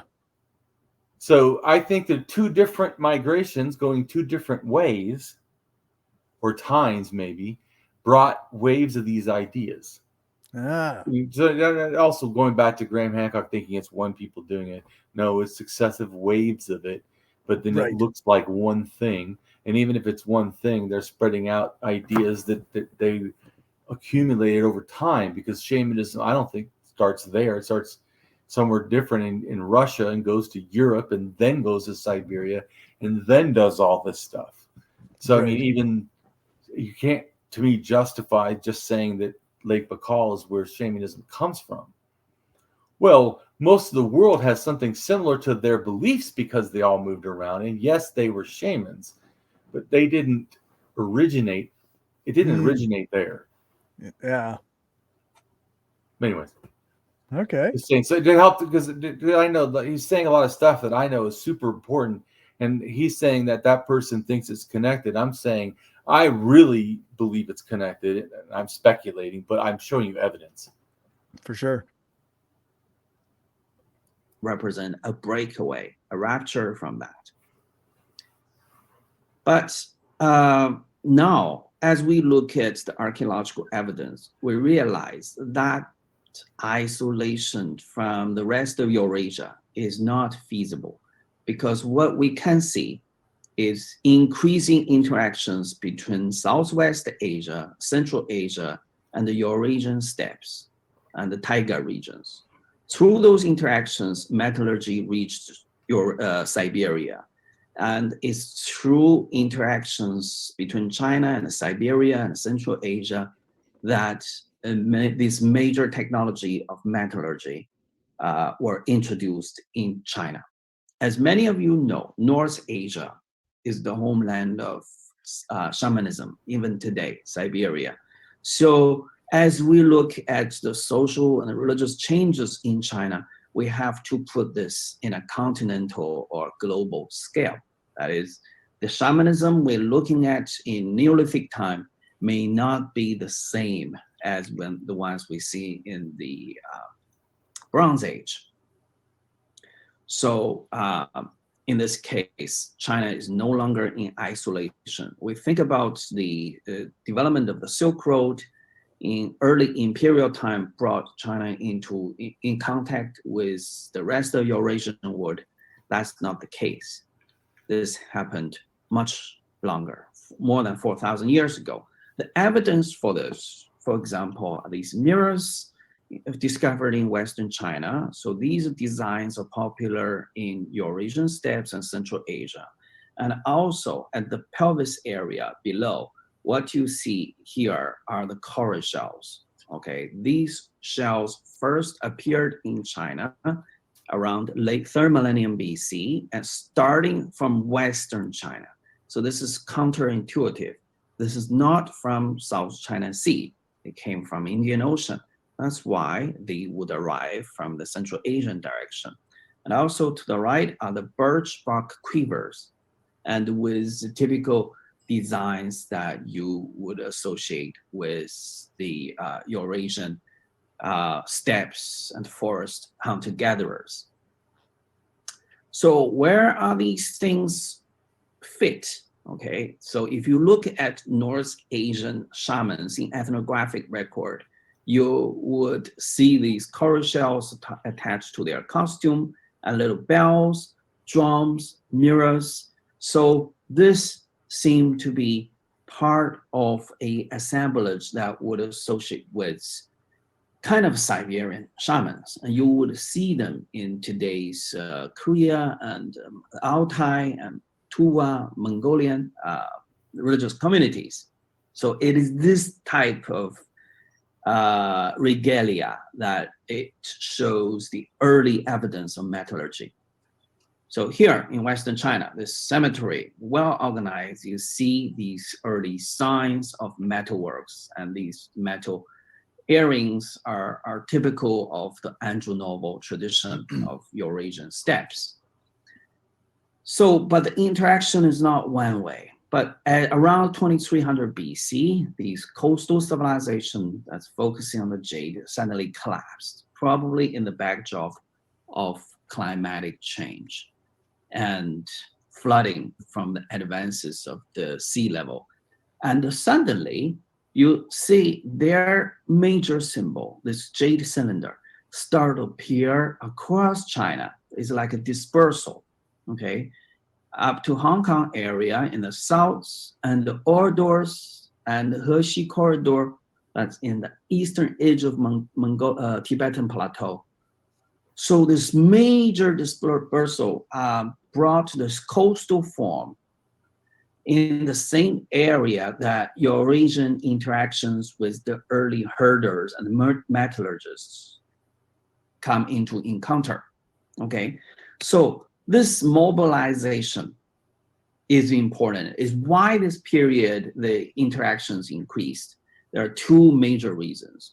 One is the expansion of Bronze Age economy in West and Central Asia, which need copper resources and tin, and those minerals are distributed unevenly across landscape.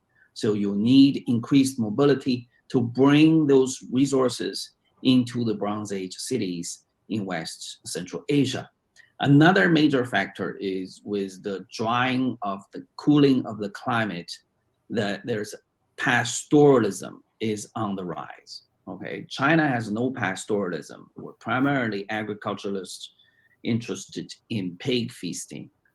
And with the pastoralism, you have expansion in mobility and a range of economic activities. That's why interactions increased. And pastoralist, because pastoralism came from West Asia, so it goes hand in hand with metal prospecting. So pastoralism has a skill for pastoralists, herders have a skill for looking for metal deposits. Okay, so different kind of prospecting is unfolding in Western China.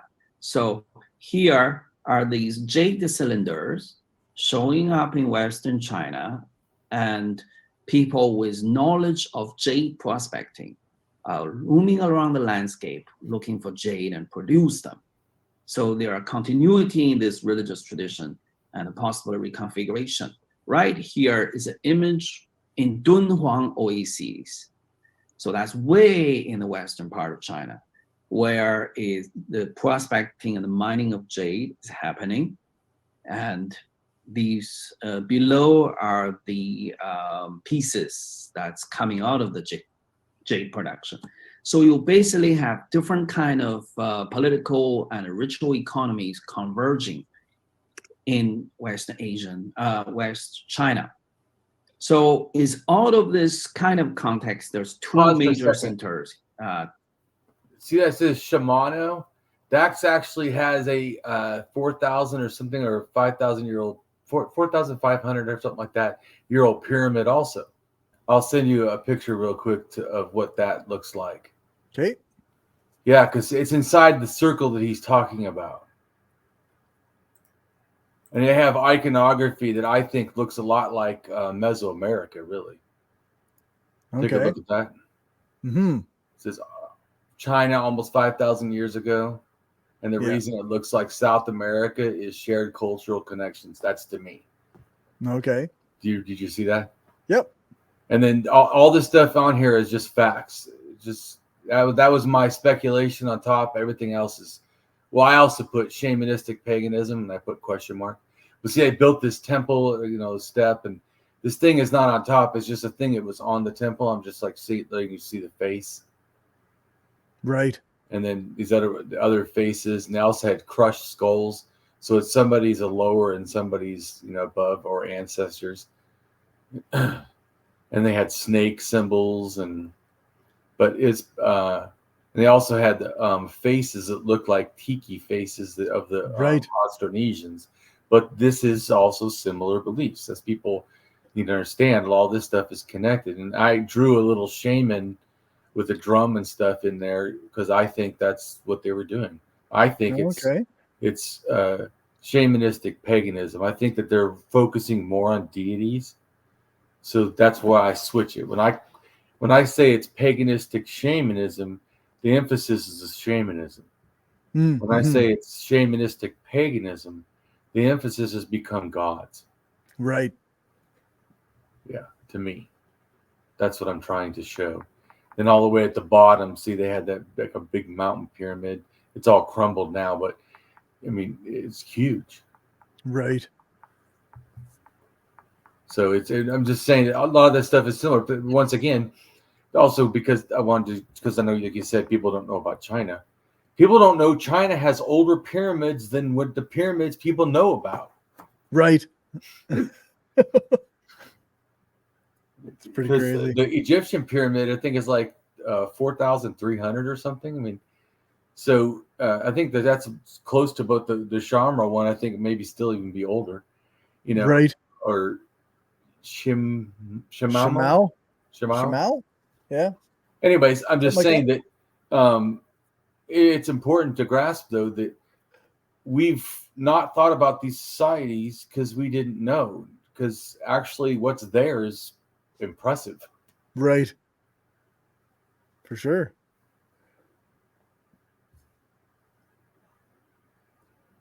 Developed around 2300 BC in the highland regions of China. The one is Taosi in the Jinan Basin, and then Shimao in Ordos. Let's look at the Taosi. It's a large city of 3 square kilometers. So, and its cemetery would have 10,000 tombs buried in them, and they are all aligned to this sacred mountain. So you're looking at congregation, major convergence of people, and the political experimentation with rise of a new kind of a leadership, okay? And these leadership introduced some of very important symbols that eventually worked its way into Bronze Age China. And some symbols disappeared. For example, this elite person in the coffin here wear a turquoise mosaic armband. It has a white jade coral shell set in the middle. So this is the defining attributes of body technique. This is spread across China around 2000 BC. And then you see this serpent platter about 0.5 meter in diameter. So this could be the origin of dragon design in China, and many, many pigs feasting vessels around the coffin These are so-called chime stone, and they make a metallic sound. It's about 1 meter wide, and this, once you hit it, it can play like a musical instrument. It looked very crude, and the stone came from that nearby sacred mountain, which I just visited last year. But through the second millennium BC, it would become very, very elaborate. Okay, during the first millennium BC, these would come in graded set, from very large ones to very tiny ones. They will be suspended on the frames, paired with graded set of bronze bells. So that's how elite status is defined in Bronze Age China. So if you trace its origin, you'll find it in Taosi. And also in Taosi, you'll find evidence of possible invention of Chinese writing, and also appearance of first metal objects in China. It's very important to look at what is the metal project used for. Okay, you see this toad, and it has holes on the side. It's more likely suspended to the body, okay, attached to the body. And the toad usually has shamanistic association, even in Mayan society, because of the poison on its back. Okay, you consume this poison, there's a hallucination. And then you see these jade discs, bronze discs, they attached to jade discs and wear on the body. So what you see here is there's a lack of a military use of bronze, okay? It's more of a ritual use. The most important one is this little bell is suspended to someone's waist. So we can call it a waist bell. So this, as it is part of a body decor, would make sound with body movement. So what you can think about is dance, okay? Again, dance and the bell sound, the first metallic sound, all have ritual power. And now look north into the highland region. So Taosi is in the basin, and in the north is all rugged, these mesa top settlements. For example, this one at Yan'an is very complex, architectural complex on the top of the mesa, and they curate some of these heirloom jades all the way coming from the coast. So we are looking at a range of 1,000 kilometers, or 2 months of travel, 1 month of travel. Is that scope of interaction, the scope of transmission of social memory. And you can see this heirloom piece all the way come from the coast has been minted. And later you're going to see it showing up in more unexpected places in China. So here again, the landscape of highland life is very rugged. And you see these cave dwellings on top of these mesa. That brought us to this spectacular site called Shimao in Ordos, where it has a central stepped pyramid with many these jade blades used as foundation offerings. Again, remember this shape. The distribution of this is going to outline a huge area of continental size. And here is that central pyramid. Let me show you. It's all made of stone. It's about 8 hectares on top. It's very large. Many temple complexes. It's about 70 meters tall and 11 tiers. So you look at the design of this, and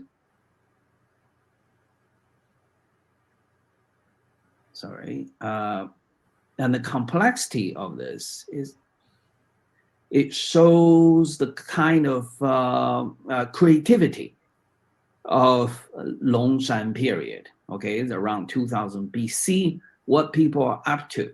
And it seems the coastal society has a lot to contribute to this. So there's a lot of jade here, thousands. And then there's a new jade forms developed here, including that jade blade. And also you see contributions from Central Asia. There's a lot of coral shells here, and also probably Siberian contribution as well. So in Ordor's China, in most unexpected place, where this is later where the Great Wall is built, is a place of great convergence and syncretic development. And the most important new discovery are these relief carvings. Okay, something like this was never seen before, only discovered in the last 2 years. Yet they closely resemble relief carvings on jade, and also closely resemble the iconography on later Chinese bronzes from the second half of the second millennium BC. But remember, this is like the beginning of the second millennium BC. So now we are looking at a situation which is very unexpected. That is, the Central Plains are not necessarily the cradle of Chinese civilization, where coastal development by now already collapsed, and also the development in Ordor's region, which is gateway to action, all have something to contribute to the development of the kind of canonical tradition of Bronze Age. Okay, so I will stop here.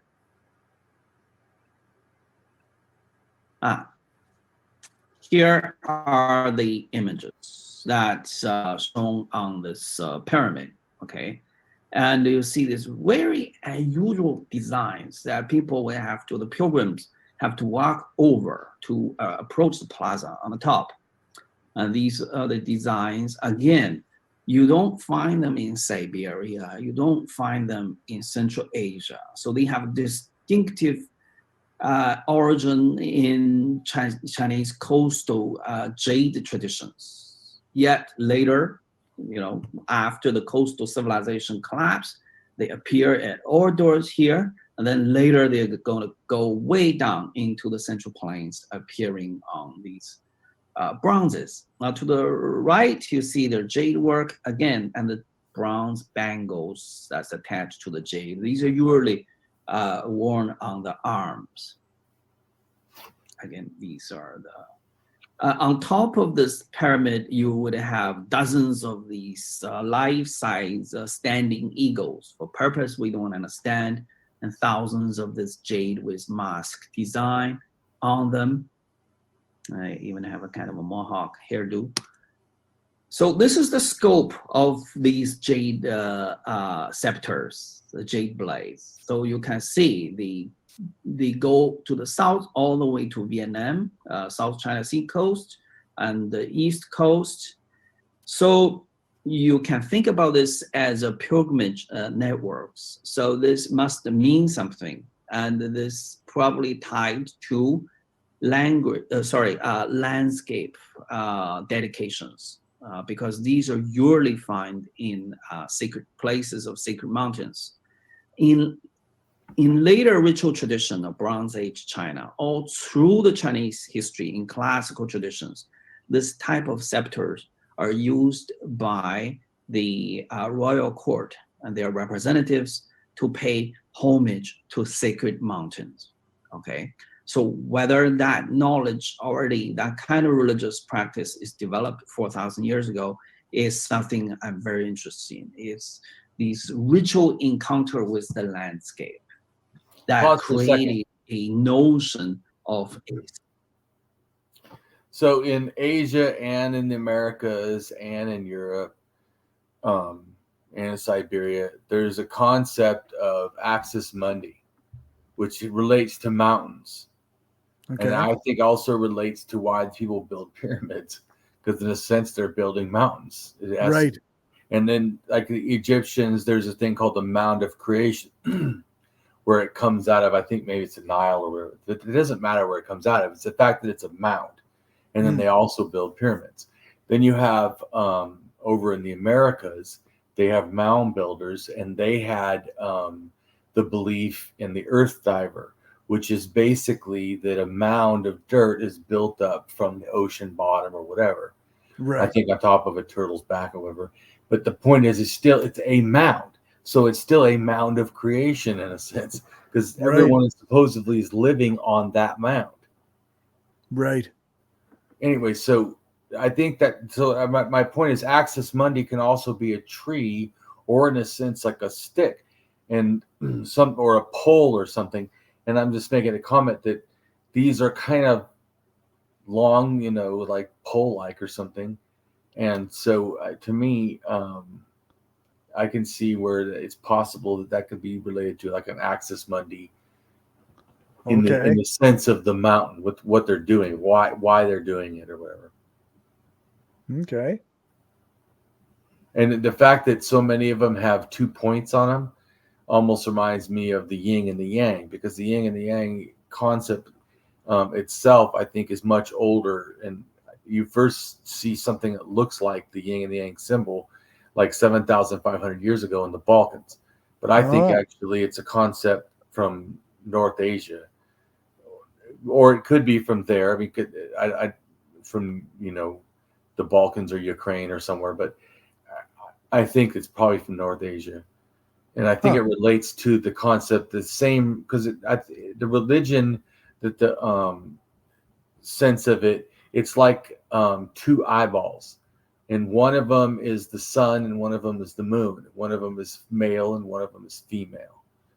And that, once you think of it that way, that the sun is male, is hot, is passionate, right? So that that's if you read the yin and the yang, they kind of explain it like this. Okay. And that's why it's white. The white part is male, and then the black part is female. But and then there's things that they say, like in the yin and the yang, where they say the men are upward seeking. Well, yeah, the sun, and women are downward seeking. And what this references to me, in a shamanistic understanding, in the sense where this stuff comes from, I think, is that the underworld, that women relate to the afterlife. Oh, okay.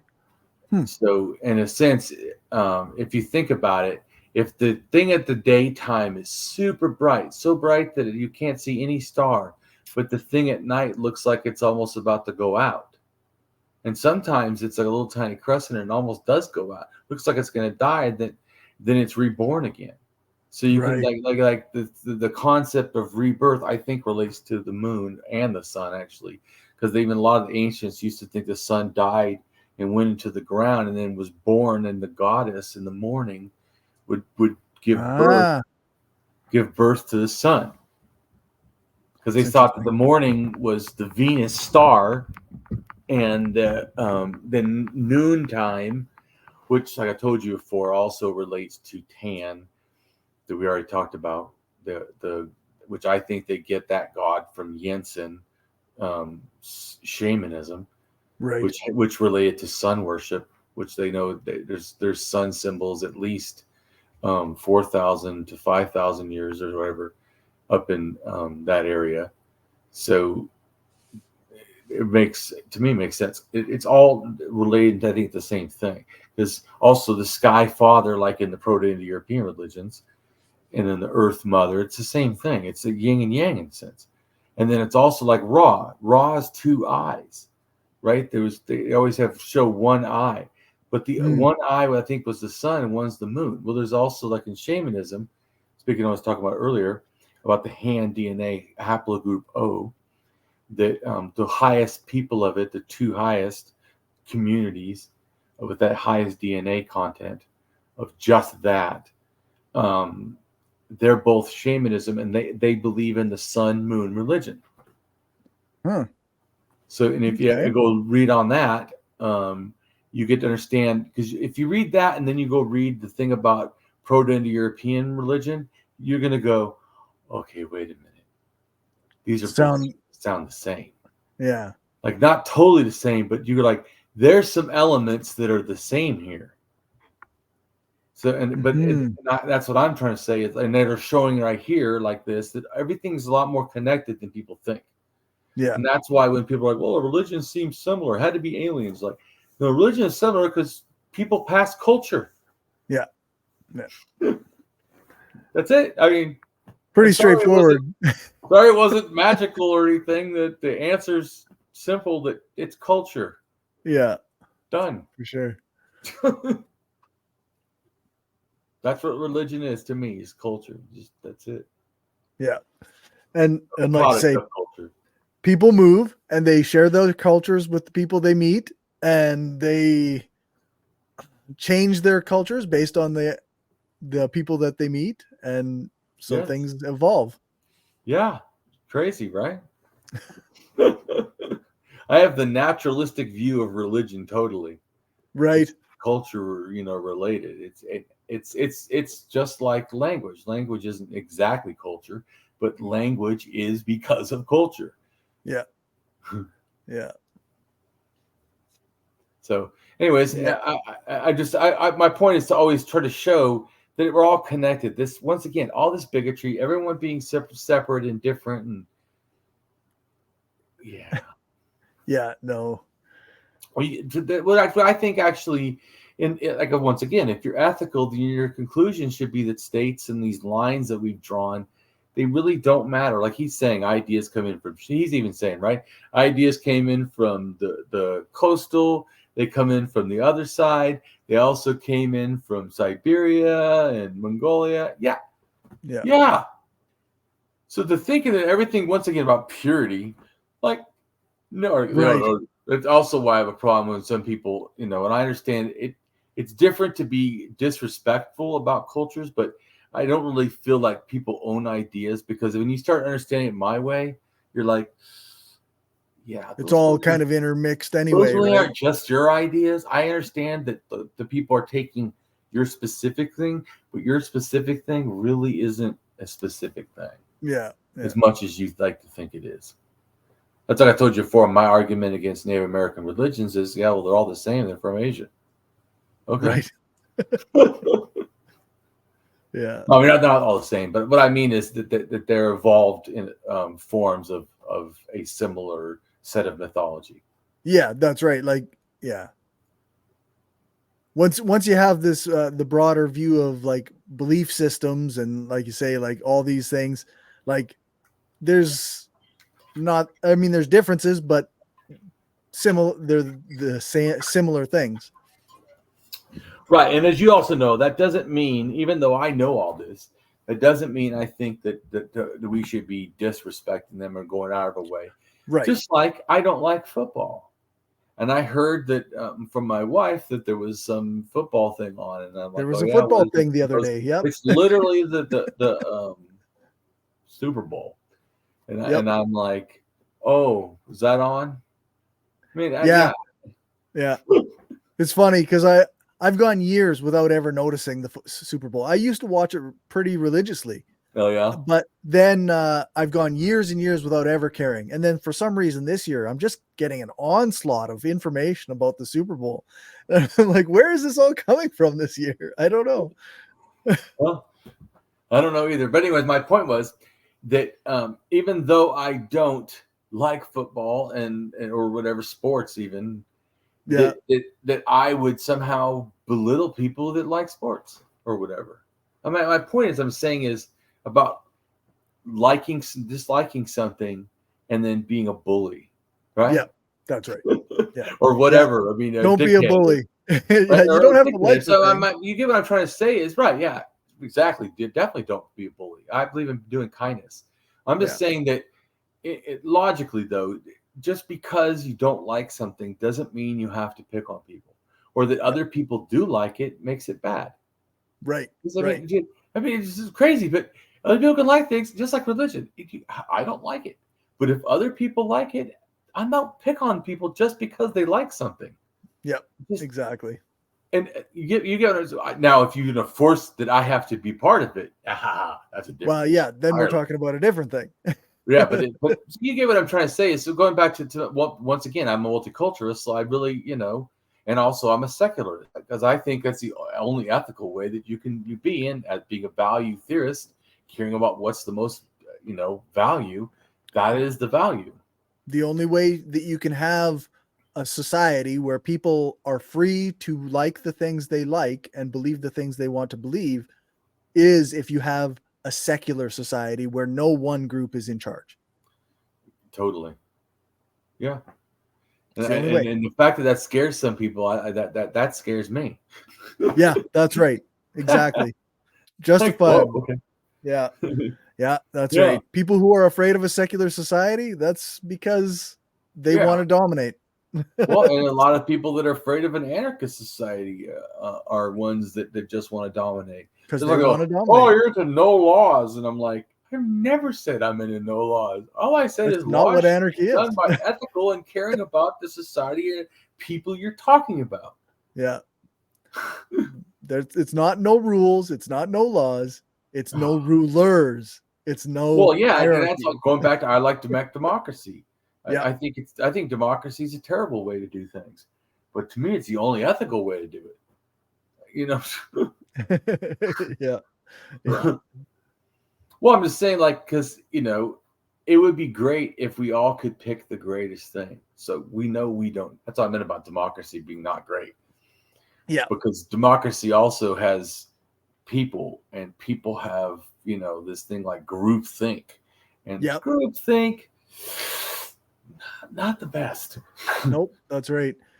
And it's interesting to see like a society like America where everybody's been divided so much into these two teams politically, and then they all espouse individuality and individualism as though that's something that they're experiencing. Yeah. when they've all chosen a team and they fall in line with their team, and you go, well, that's always why I have a big issue with the Democrats. Not the way it seems like a lot of left like to pick on her for all kinds of things. I think they don't know. But some of the things, like when they do know and then they still support, like slovenly. Not what I'm saying? Like, say somebody could know that, because I know someone who's a Democrat who doesn't like that supporting the Israeli war, and she does believe in genocide, right? And she supports Biden, but not like as in like, oh well, we have no other choice, but like welcomes it like the best dude. Like, how can both those things be consistent? Yeah, no, you can't. I got to, it's right. You got to be a person who's actively not thinking about the two things in contradiction with each other, right? Well, right. Doesn't that have to be it? Like capitalism. People will. How often do you ever hear an employee that is totally satisfied? Right. Yeah. This has to be like the rarest thing in the fucking world. Yeah, that's right. Guinness Book of World Record. We found Jim. Yeah, that's right. It does not happen, and yet. Yeah. Those same people will be like, yeah, but I have to have a boss. Right? You get what I'm trying to say. But you get what I'm trying to say is that, or let's just say that you have to have an employee, right?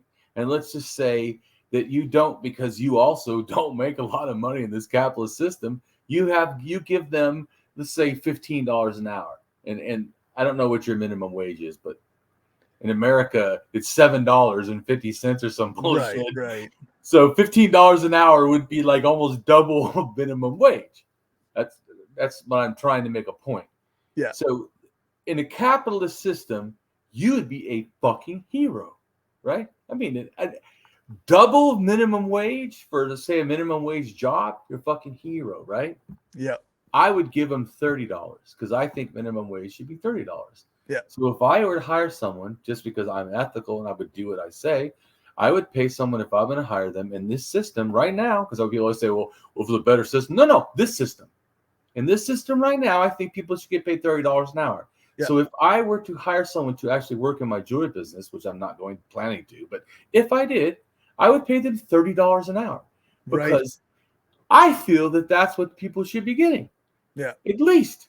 To fucking survive. So to me, all I'm trying to say is that it's about behaviors and thinking. So, but because people aren't consistent, they'll say, "Oh yeah, I support $15 an hour." I'm like, okay, when you hire someone for yourself, do you pay them? Do you pay? Yeah. Well, no, I pay them $7.50. What the fuck? I pay the minimum wage, but right. I believe that the minimum wage should be higher. But but also the inconsistency, just like ones we've been bringing up politically, is like I said about the Graham Hancock. People like his ideas because they sound amazing and fanciful and whatever. Some people, I'm assuming, because that would be the innocent people, because there's other people that like it because they're bigots. And he says that white people went over and gave the brown people their ideas. Yeah. Right.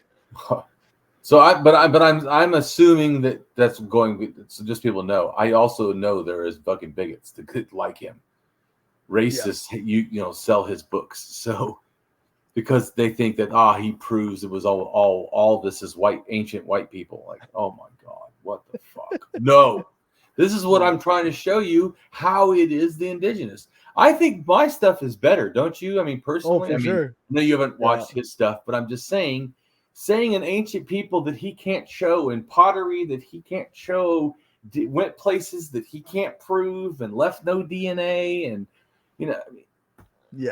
they want to believe that over what I show, where I show the populations, the DNA, the religion, the cultures, the artifacts, the languages. I mean, but you're not confirming their preconceived notions, so that's why they like him, right? Well, right. And I'm just making a comment that here I am literally explaining it to you, and then I'm backing it up with facts on top of facts that keep backing me up. Yeah. Of what I'm trying to say. Things are more connected. You need to get this. Things are more connected. How many times?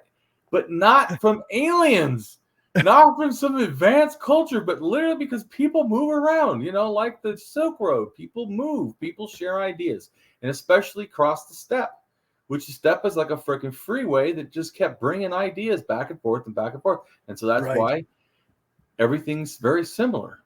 Yeah. But it's a very naturalistic and no ancient special nothing. Yeah. And then but then even once these people or ideas went places, they evolved their own stuff. They did good in math because they themselves did indigenously, not fucking some outside shit. Right. Yeah. So but like I said, I think it's more interesting to me, more amazing that it was just these people moving thousands of miles, but not like him by boats and then giving it to everybody. No. I find the interplay of different peoples throughout history much more compelling. Yeah. Than just one group going around and giving information to everybody. Like that never made any sense to me, even if, even with various people saying it. Right. It's just like, well, it's hella wrong. It's like, so people get mad because I say he's wrong. I go, he's fucking charlatan. He's wrong. If he says he looked at DNA, if you looked at DNA, then you know you're wrong. Yeah, I know you're wrong from the DNA. That's like John and them are like, well, the archaeology's unsure. The DNA's not. He's wrong. Right. He's wrong. Yeah. No, wrong. And then I'm like, and he's like, well, R1B.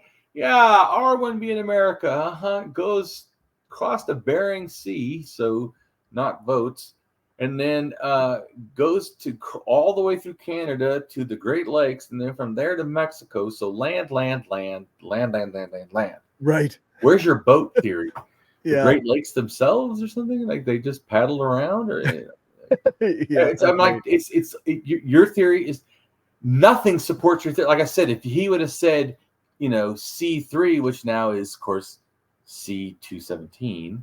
Mm-hmm. Those actually, why they do that? It's like, don't change shit, fuckers. Yeah. Why do they get DNA, man? Like all the time, they're like, or I shouldn't say all the time, but they're too often the names have been changed. Right. And so you'll be reading something and it'll say like, C3, and now C3 is actually 217. So now when you read C217, you have to go and figure out, well, where did that come from? Why? They changed it. Okay. Yes, exactly. Right. But anyway, but C3 does go down the coast, like ding, ding, ding, ding, ding, because it's Nadane doing it, which, the Tlingit are on the coast in Canada, Pacific coast. Yeah. Yeah. Well, so that's how they traveled. Yeah. Well, so it's not a shocker. Oh, and it's also down to California, on the coast. Anyways, so not a shocker again to me. And they say, well, some of it came from the inland. And I guarantee, some of it came from the coast too. Yeah. Yeah, that's right. I think you're having a limited opinion about how far these people. Look at this. What he's saying here. Yeah, The whole that's entire right. of China, down to from Vietnam, to North China down to Vietnam. Come on. Yeah. So that's why it's important to grasp all this. That there's so much going on, because supposedly now we haven't even got to supposedly when people call historic China. We're not Right. even there yet. Do you see Yeah, this is how all you prehistory didn't still. know it was all connected? How you would be so fucking wrong? Yeah, that's right. Like, Yeah. well, history of China starts right here, and that's it. I'm like, oh, dude, you need to go look some more books. Yeah. There's more information you're missing here. But doesn't this help back up to you the things that I say all the time about all these things being connected? Oh, for sure. Yeah. Yeah, absolutely. And it's like I was noticing when he's talking too, like it's not dissimilar from what you say. Like, Right. so then he's a professor teaching this in a class. He's an right? archaeologist in China. Yeah, exactly. So, so literally, this is like what you've been saying, backed up by somebody who studies this professionally. Right. He's an absolute archaeologist. He's limited to Asia, and I'm not. Of course, I've been Right. studying the whole world. That's how I know. That's how I know always something.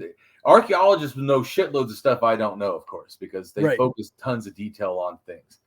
But I know way more like big picture than some archaeologists, because I have looked everywhere on the planet. Yeah.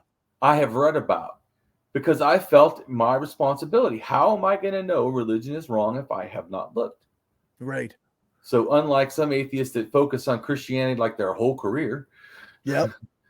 or whatever, Sam Harris did a little bit extra, although Sam Harris, I remember reading his books. I read one of his books just because not because I cared about him, because everyone says he's a big deal. Oh, God, he's so great. I'm like, he kind of seems like a dick, because the first time I saw him, he's like, I don't know if I should even use the word atheist. I'm like, he's a dick.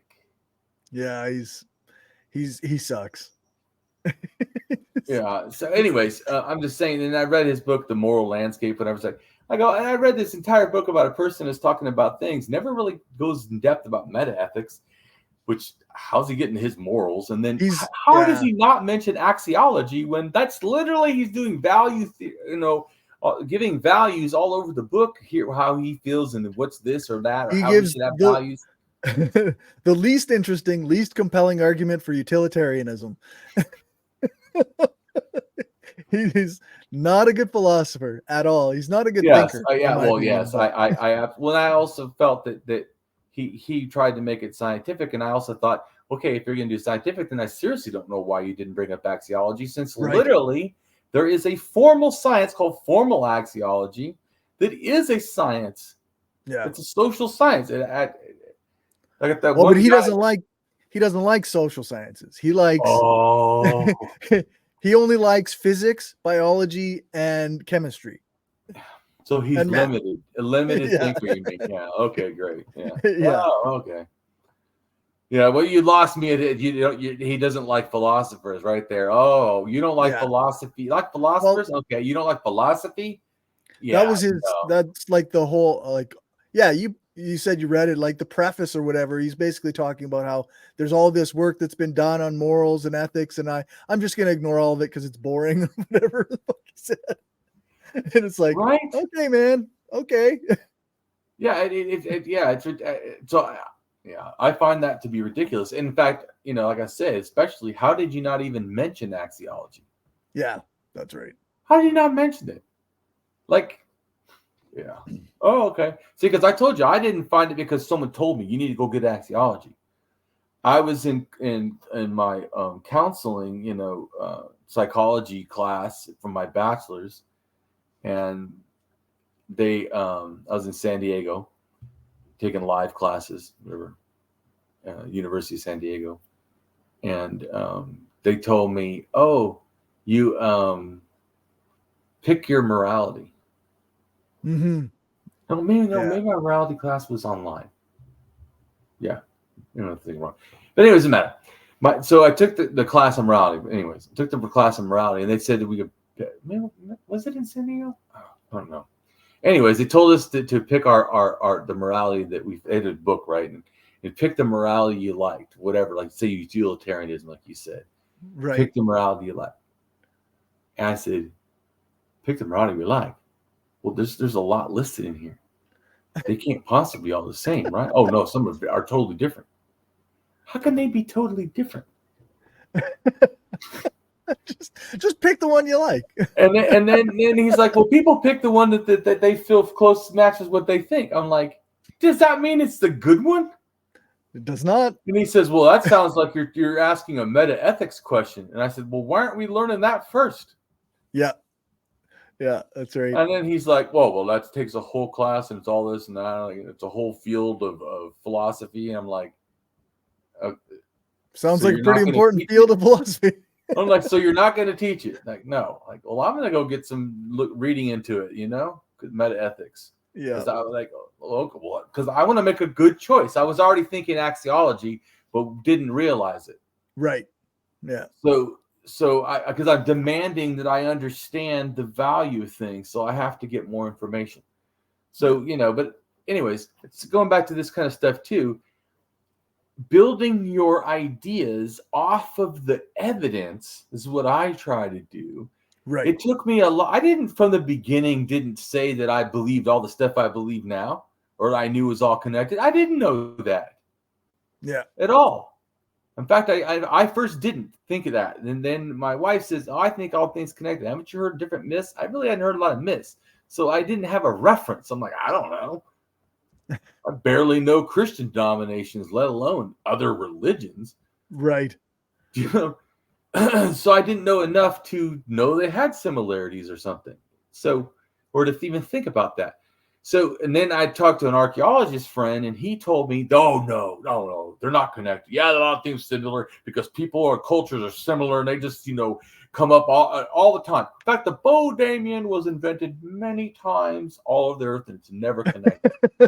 Now I learned, oh no, actually, it started 70, 80,000 years ago in South Africa, and then spread all over the world. And first went to France by 54,000, was in Indonesia by 48,000. Yeah, it's connected. So I learned later that he was wrong, but that may still kind of be some of the thinking of archaeologists now. I bet that's less, because I know once DNA and everything shows stuff's connected, because it used to be, in a sense, in archaeology, an idea of pottery or people. Like, did ideas spread, because of just the cultural transfer, and so other cultures, hey, that's a cool idea of pottery. They make, or did people move and they brought pottery with them? DNA proves that people brought pottery with them. Yeah, people moved, and that's what happened. People moved, ideas came. So yeah, like Damien says, which literally is just how the archaeological and everything, linguistic and DNA, everything's pointing to. Yeah. So I'm just saying. So my point is, then I started transition. But when I first started transition, I started to think, man, maybe this stuff's connected. Then I started to almost be skeptical, like a skeptic, because I thought, man, am I reading into this because I want to think I realized something, right? That no one else has? Why, or why does everyone else, it seems like they also have this opinion, are all like Graham Hancock? I mean, I don't want to be Graham Hancock. Am I being Graham Hancock? I'm just. This is honest. So people always think like, oh, Damien, you're so sure of yourself now. Yeah, I wasn't always sure. Right. Because I didn't have enough. Got enough evidence to know, okay, all right, now I know what happened. Yeah. You see what I'm saying? Or a better idea of what happened. Or speculation, whatever's more accurate or more supported by evidence, whatever you want to say. But anyways, wasn't supported before. I started seeing things. Once I started looking, because I started looking over the whole world, right? At different times and stuff, and started going, wait. Too much of this stuff is looking like there's some kind of a connection to stuff. Right. But like I said, that was, in a sense, going against archaeology, because that's like almost like there's a thing called hyper diffusion, where they used to think everything went real fast. Of course, that was like out of Europe and everything, Oh, okay. Or something, but that's also inaccurate. A lot of things went into Europe more than really went out of Europe. Right. So, Naturally. so it's like, yeah, no, you need to go look at history now. So, anyways, but what I'm saying is, once you learn all these different parts, I started to go, well, okay, like this right here, you start to go, I almost want to say a lot of this is connected. Right. You know what I'm saying? And you're like, but and it's like thousands of miles. Yeah, but it's still connected. Yeah. It seems crazy, but that's what it's looking like. Well, yeah, and then like once you start putting the pieces together, like the DNA and the timelines and the appearances of things, like it's not like they had to like travel in one day. Well, that's also the right? thing. They might have, and also we think of it as one culture, but they would make a culture, and some people would go and make another culture and make another culture, Right. and so yeah, similar peoples moving, changing as they move, right, yeah, right. And so to me, like I said before, to me the idea of, in a sense, great spirit, or a great spirit, or a super spirit, or a lord spirit, or whatever, chieftain spirit, yeah, that becomes a god to me. It just right. evolves into that. So at first it's just spirits, and then it's great spirits, and then it's gods. So I'm just saying. So I think, in a sense, to me, when people say great spirits, it's like a proto god, or it's like a very loose kind of god, or right. It's like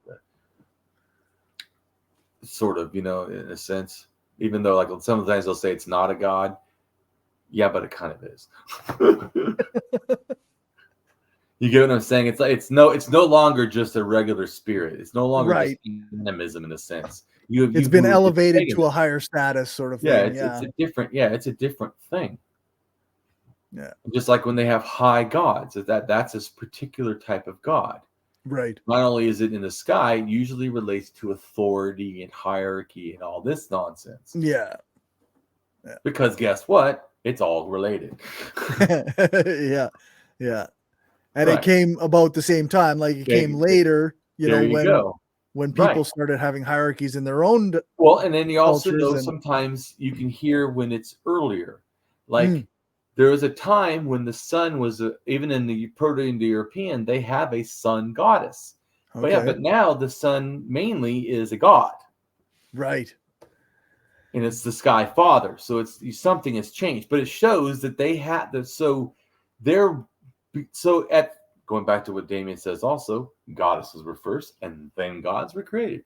When war and shit were created, the emphasis turned, because I think what it starts originally is yin and the yang.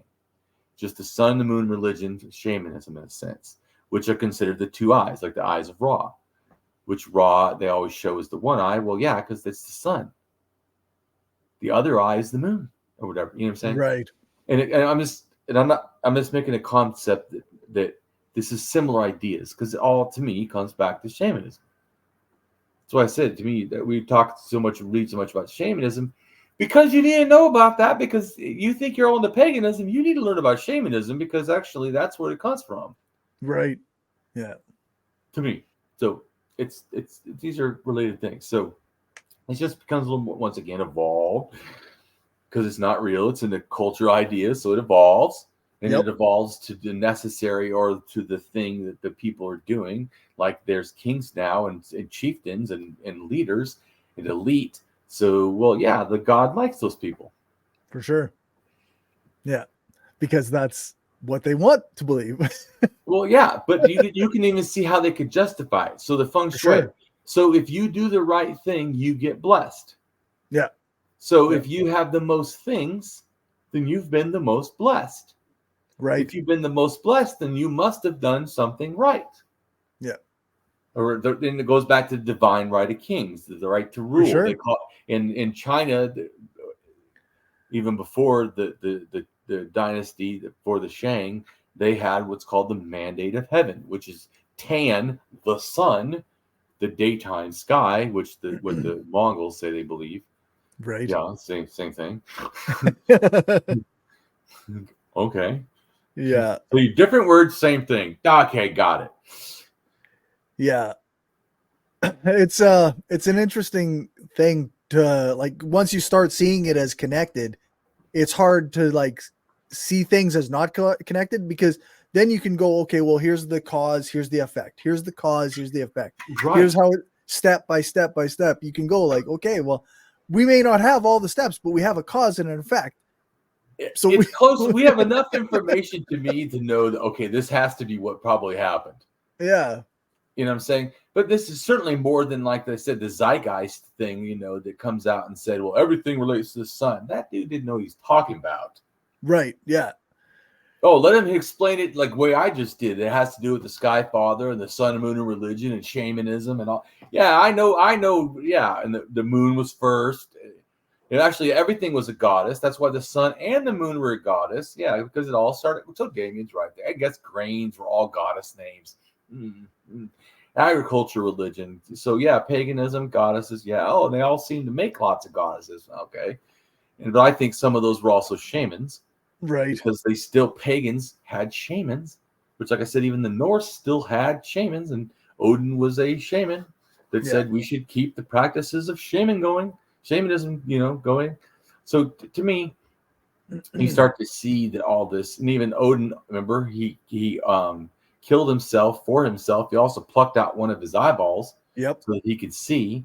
But when you understand that, remember I showed you before the first shaman burial in Czechoslovakia at 25 to 28,000 years ago had an eye problem. Everybody after that, a cut eye, damaged eye. Everybody after that starts wearing these covered eye things. And even in Asia, the women shamans and stuff, even in China or in Japan too, that have this thing where if you have a damaged eye and you're a woman, then you somehow can see into the afterlife. Right. So it's still going back to shamanism. So I'm just saying is that once you understand that, then when you have people that could see the future, fortune tellers, right? And the pagan religions, yeah, that's just a shaman in a sense. Now it's doing a specific function. Yeah. But see, to me, society does that. The shaman is the anarchist person that does a little bit of everything, right? Blurs the lines like I do. I blur the lines of history and anarchism and whatever class struggle all together, you know, not really clean lines. Yeah, well, and so my point though is that the same thing is you need to grasp that's more the reality. All these lines are blurred. This concept of these really harsh, well, that's my people because I'm in this side of the border. Right. It's absurd. Please. It's arbitrary. Yeah. Yeah. Come on. But then, of course, they'll say there's something else, especially American. They'll be like, well, I'm a Swedish American or whatever, you know, Italian American or whatever, Mexican American. People want to have these other things. Right.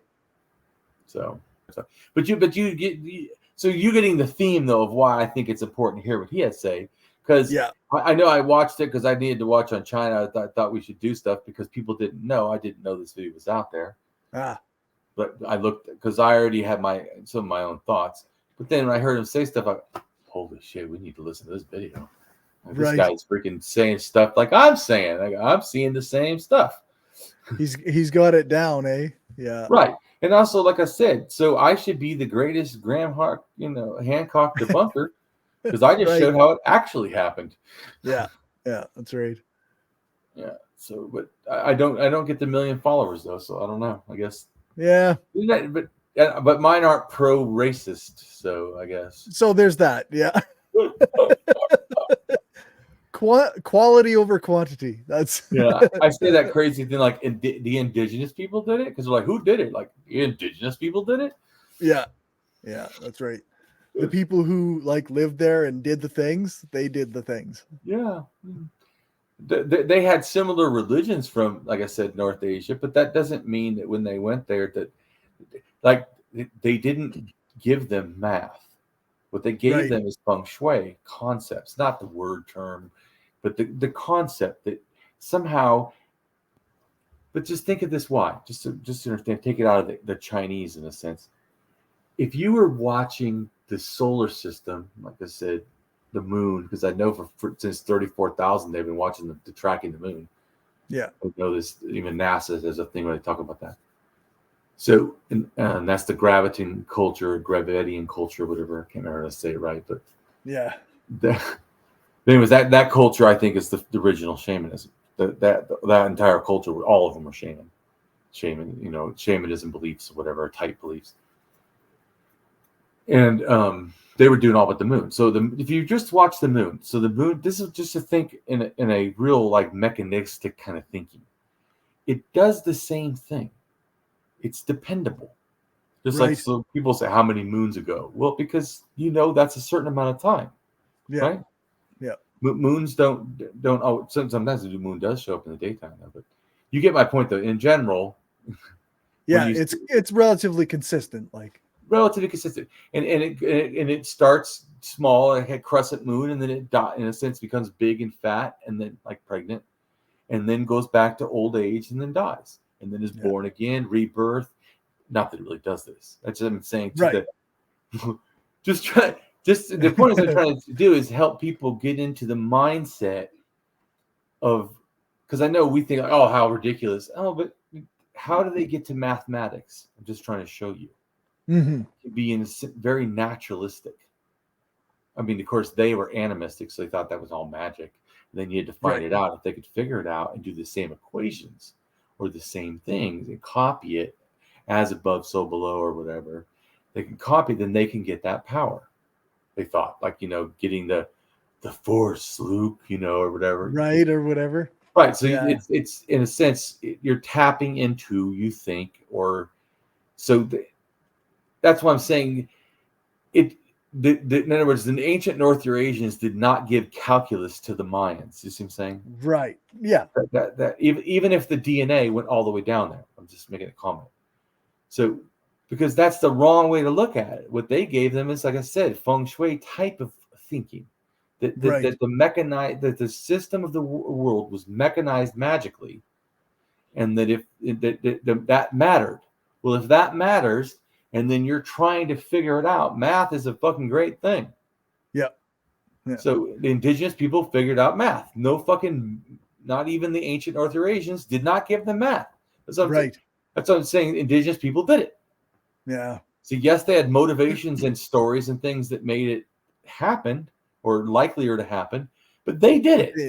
They did it. The stone masonry, they wanted to build pyramids because they had this mythology of recreating the first mound or whatever, that concept of how sacred that is, the mounds and mountains and whatever.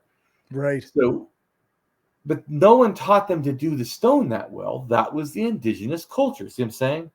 Mm-hmm. So it's really ludicrous for him to say someone went and taught him all this. Like, taught everybody math and taught, and it was, I know that's wrong. That's wrong as fuck. Could they have that rudimentary math of the ancient North Eurasian? Sure. Is that what got more developed? Yes. Is the reason math? No. The reason was magic. Nice. So that's how I would say it. So it did. I think it was completely religion. Yeah. That's interesting. Yeah. So anyway, so go ahead and read a little bit more, and then we'll wrap it up. So we've got. So I know you're not going to finish all the reading, but that's obviously fine. That's fine. I added some stuff to his video, so. Yeah, we've got like a table of dates and cultures and their modern day name and location. That's so there's like 18,000 to 7,000 is the So this is these are all by the way, these are in a sense under what would be called China Neolithic. So but since people understand what the word Neolithic in a sense means, new Stone Age. Neolithic, like new, and then lithic means stone. So neo or whatever. So I'm just saying, so you grasp what Oh, yeah. they're saying. And what that's supposed to mean is agriculture in a sense, or that type of time, like 12,000 years ago Okay. as a start. But that, if you're going to say agriculture, it would be about around 10,000 or 11,000, so for China. And that's not when the Neolithic starts for China in a sense, because I see Neolithic, which this thing does too, is saying that, well, if you mean like advanced culture from the less advanced culture, then you have to say China is more like 20,000, Right. or certainly a lot older than just 10,000, which would, you get what I'm trying to say? Yeah. It's got to be quite old for it to be that pre-agriculture or whatever. Right. It's right. So this is a problem too, because a lot of times, like I said, when people say Chinese history, they say, well, 4,000 years ago, that's China. And I'm like, well, if you mean like that land area, because that's how I see it, your borders mean nothing to me about states and countries or whatever, dynasties, like that land area is how I see it. I don't, because like once you see, how could you look at all the stuff I've taught you and try to limit it by borders? What the fuck? Yeah. Dude, you would not understand it. Right. Yeah, Or it doesn't make any sense if you just put a line on the map and say nothing goes across here. Right. It would not make sense. And you, like I said, that should help people grasp how stupid fucking states are. Yeah, no kidding. They really are stupid. They don't have any like value in like a concept of who we are. But yet, this is what's crazy. People think that's who they are. I'm an American. I'm a Canadian. I'm a what? Oh my God. I feel sorry for people that don't see past that. Yeah. But I know it's hard. People, True. And but if you look at this longer history, like we're showing, didn't you see that this is how it happened, and it has a lot of stuff going on? Yeah. I mean, yeah. And first, what I mean is there's a lot of stuff going on too before 4,000. Yeah, that's right. It didn't like wait till 4,000 and go, hey, let's have a culture. Yeah. So because some people used to, I've had someone, just so people know, because I've said this kind of stuff for a long time. And I openly say my beliefs. So I've had people, get mad and from China. Oh, okay. Say that, like it's one Chinese historian, which I think sometimes that guy sounded like, a bigot to me, but how he talked about things. But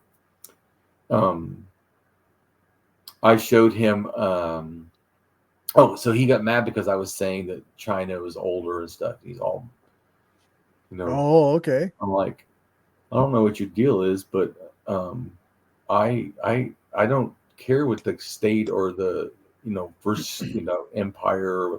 Right. Who gives a fuck? That's not how I diagnose what's China. I just see China as this part on the land map that someone drew a line and called this land an area, a name. Yeah. So there's been people in this area doing things for a fucking long time. Well, like I showed you, they're making pottery 20,000 years ago. Yeah. So yeah. And like I said, to me, the fact as a humanity, we don't all know this and isn't taught in school, is really a detriment to humanity. Yeah. Yeah, at least on some level, right? Like maybe it doesn't have to be quite as in depth as this, but it's got to be the acknowledgement that people lived thousands of years ago and did things. Like they weren't just, life didn't start 2 generations ago. Well, people try to think civilization. Yeah, so well, it's bigoted, racist crap, classist shit to me. Civilized. Oh, wait a minute. Civilized to me means that nobody is fucking going hungry. America lets people starve in the streets. Yeah. And they supposedly have opulent wealth. We have so much wealth we can give it to other countries to bomb people. Yeah. So yeah. And still people are starving in the street. So anyways, yeah, but so you're reading the cultures again. So go ahead. Right. So we're I know on our script we have the top one is 3400 to 2250 Liangzhu culture.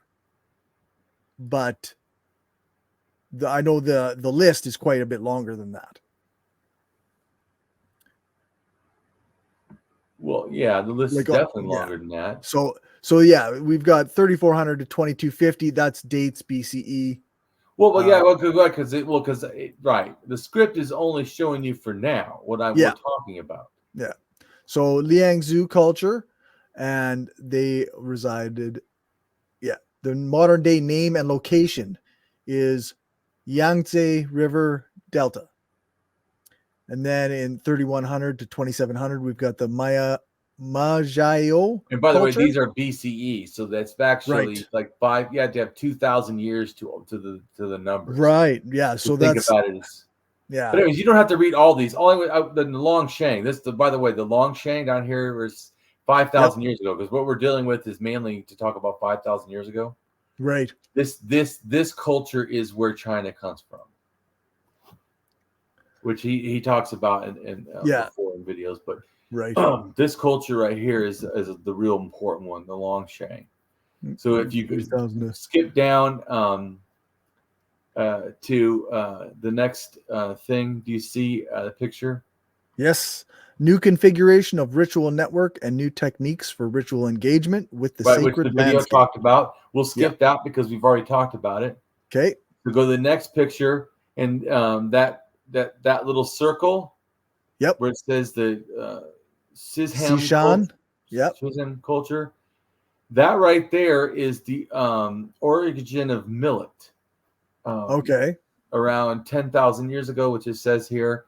And that's also where the Sino-Tibetan language comes from, which is all of China and some other places. So that's the area it came from, because it's spread with millet to the Tibetan plateau and everything. So just north of that, where there's that east, we see like there's a little bay between those two long peninsulas. Yep. The middle of the bay, there's that river that goes up and down. Yep. Yeah, right in that area is where the pyramid is. Cool. Very close to the origin of this. Now, right there where that pyramid is, right? I told you the 5,000-year-old pyramid in the Hongsheng culture. Mm-hmm. That culture, it was also shamanism, paganistic shamanism. Anyways, that culture is the heart of the the transatlantic languages, which have to do with Korea, Japan, out of that one area. Okay. Where that one river is right there. So, and it also has the oldest billet. So I think, and they've also said these two are connected, look how close they are. Yeah. Makes sense that they're connected. So this one is where the red one we're looking at, that's where all the stuff goes south. And then the other one is that goes to the Mongols, the Turks, goes to Japan, goes to Korea, the language, all comes from there. So when they all have similar religions and stuff, well, yeah, look at these two places are next to each other. Yeah, that's right. These two places where everything sort of originated. Yes. Right. So just helping you grasp it. I don't have to read all this stuff. Let's go down to the next picture. Okay. See, it says spread orange in the family, saying what I already told you. Yep. You see that, right? Yep. Origin, and then it's got an arrow. The origin and spread of the Sino-Tibetan language family. Right. We'll keep just to show you I'm right. And anyways, this shows what time it left. See what these cultures are involved. And of course, they're BCE, so that 6 is 8,500 as the first one, and the other one at culture is 7,000 as the oldest. Right. So anyways, let's keep going. Then there's Lake Baikal and see where all these languages are. See how close they are to Lake Baikal? Right. Yeah. These are all the Sino-Tibetan. Yeah, there's that right south east of that Lake Baikal is that bay that you were pointing to before on the other map. So yes.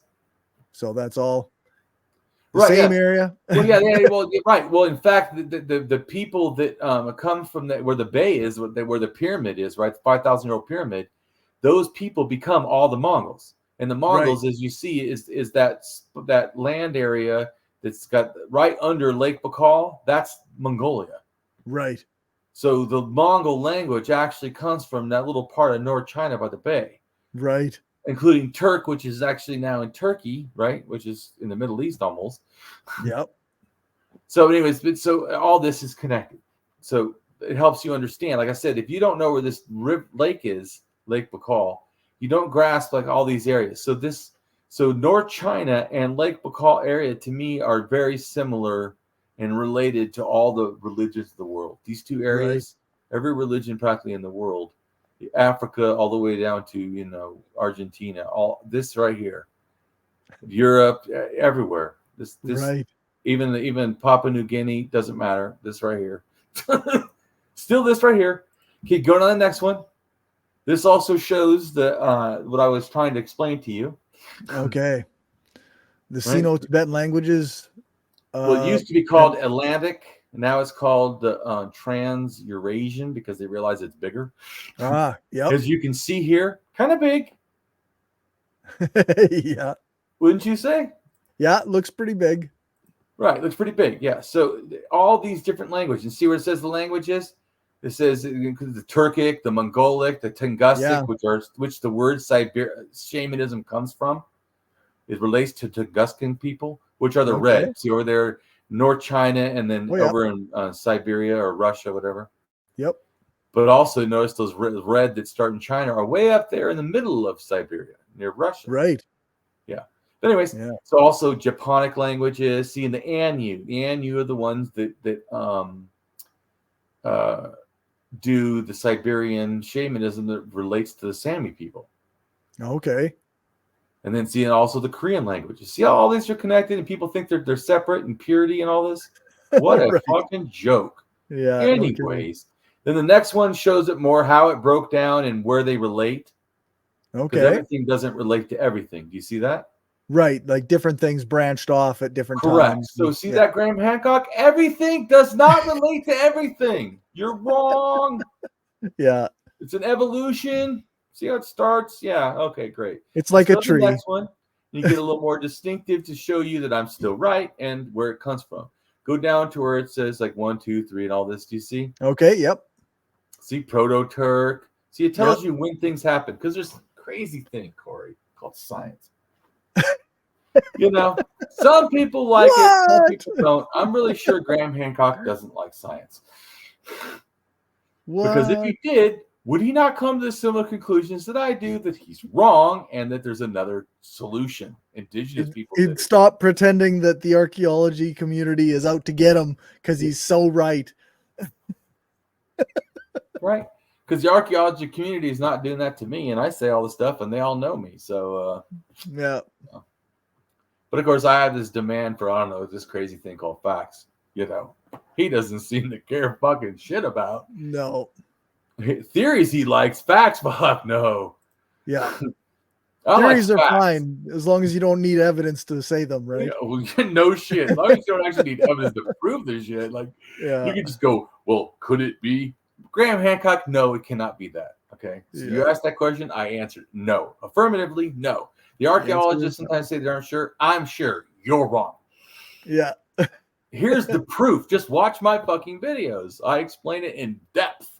Yeah. And if that's not in depth enough, because it's never enough, because we have a limited amount of time with Corey, he's not going to spend his whole life talking about this.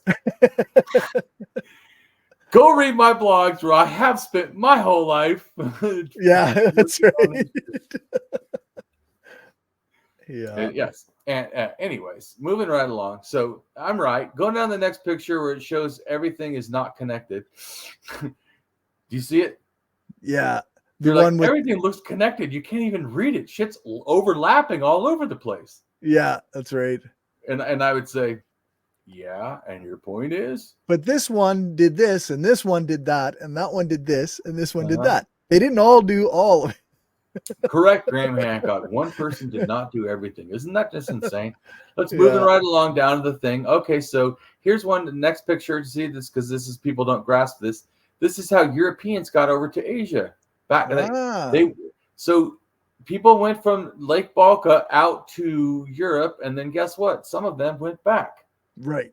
That's what this explains. Oh, because ideas went both ways, like a superhighway. Yeah.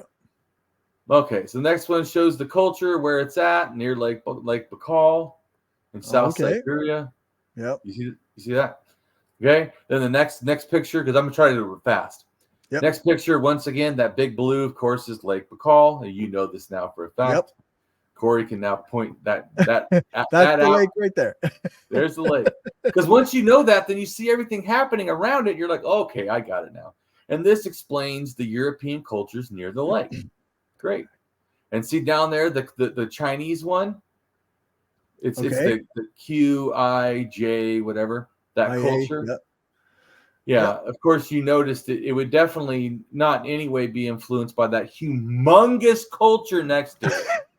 No. These are separate. There's a border. Why would they influence each other? Yeah.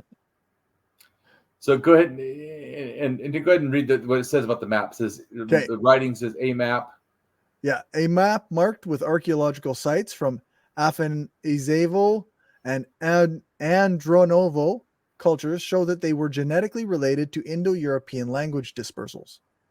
Right. And what's the next thing say?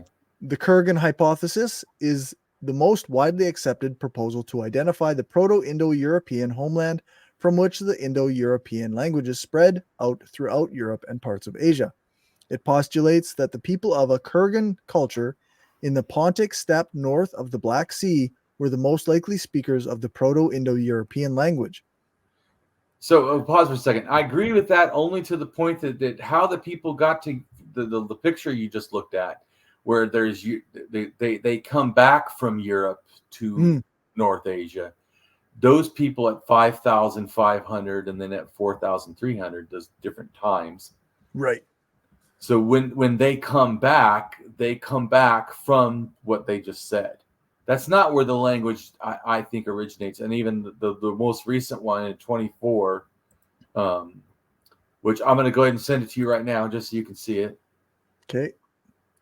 And then I'll show people. This is in 24. It's a new study that basically, because they've been saying, is it in Turkey? Is it in Eastern Turkey? Is it in Iran? Is it in Armenia? Isn't, you get my point. That like have every which way but loose. I mean, but they keep saying, so they also say could it be in Ukraine, like they just said right there, the Kurgan hypothesis. Right. Yeah, but so they say it comes out of Turkey. I personally think it probably 9,000 years ago came out of Siberia, or at least out of the steppe from that way, from Kyrgyzstan or something. I just sent you the thing.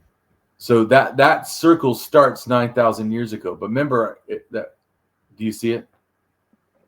Up in the left, the blue lines. Yeah, the blue lines. So, and then the one down, the black lines down below, that's talking about farming. Do you see how they pretty much do the same thing? Right. Yeah, it moves around similar patterns.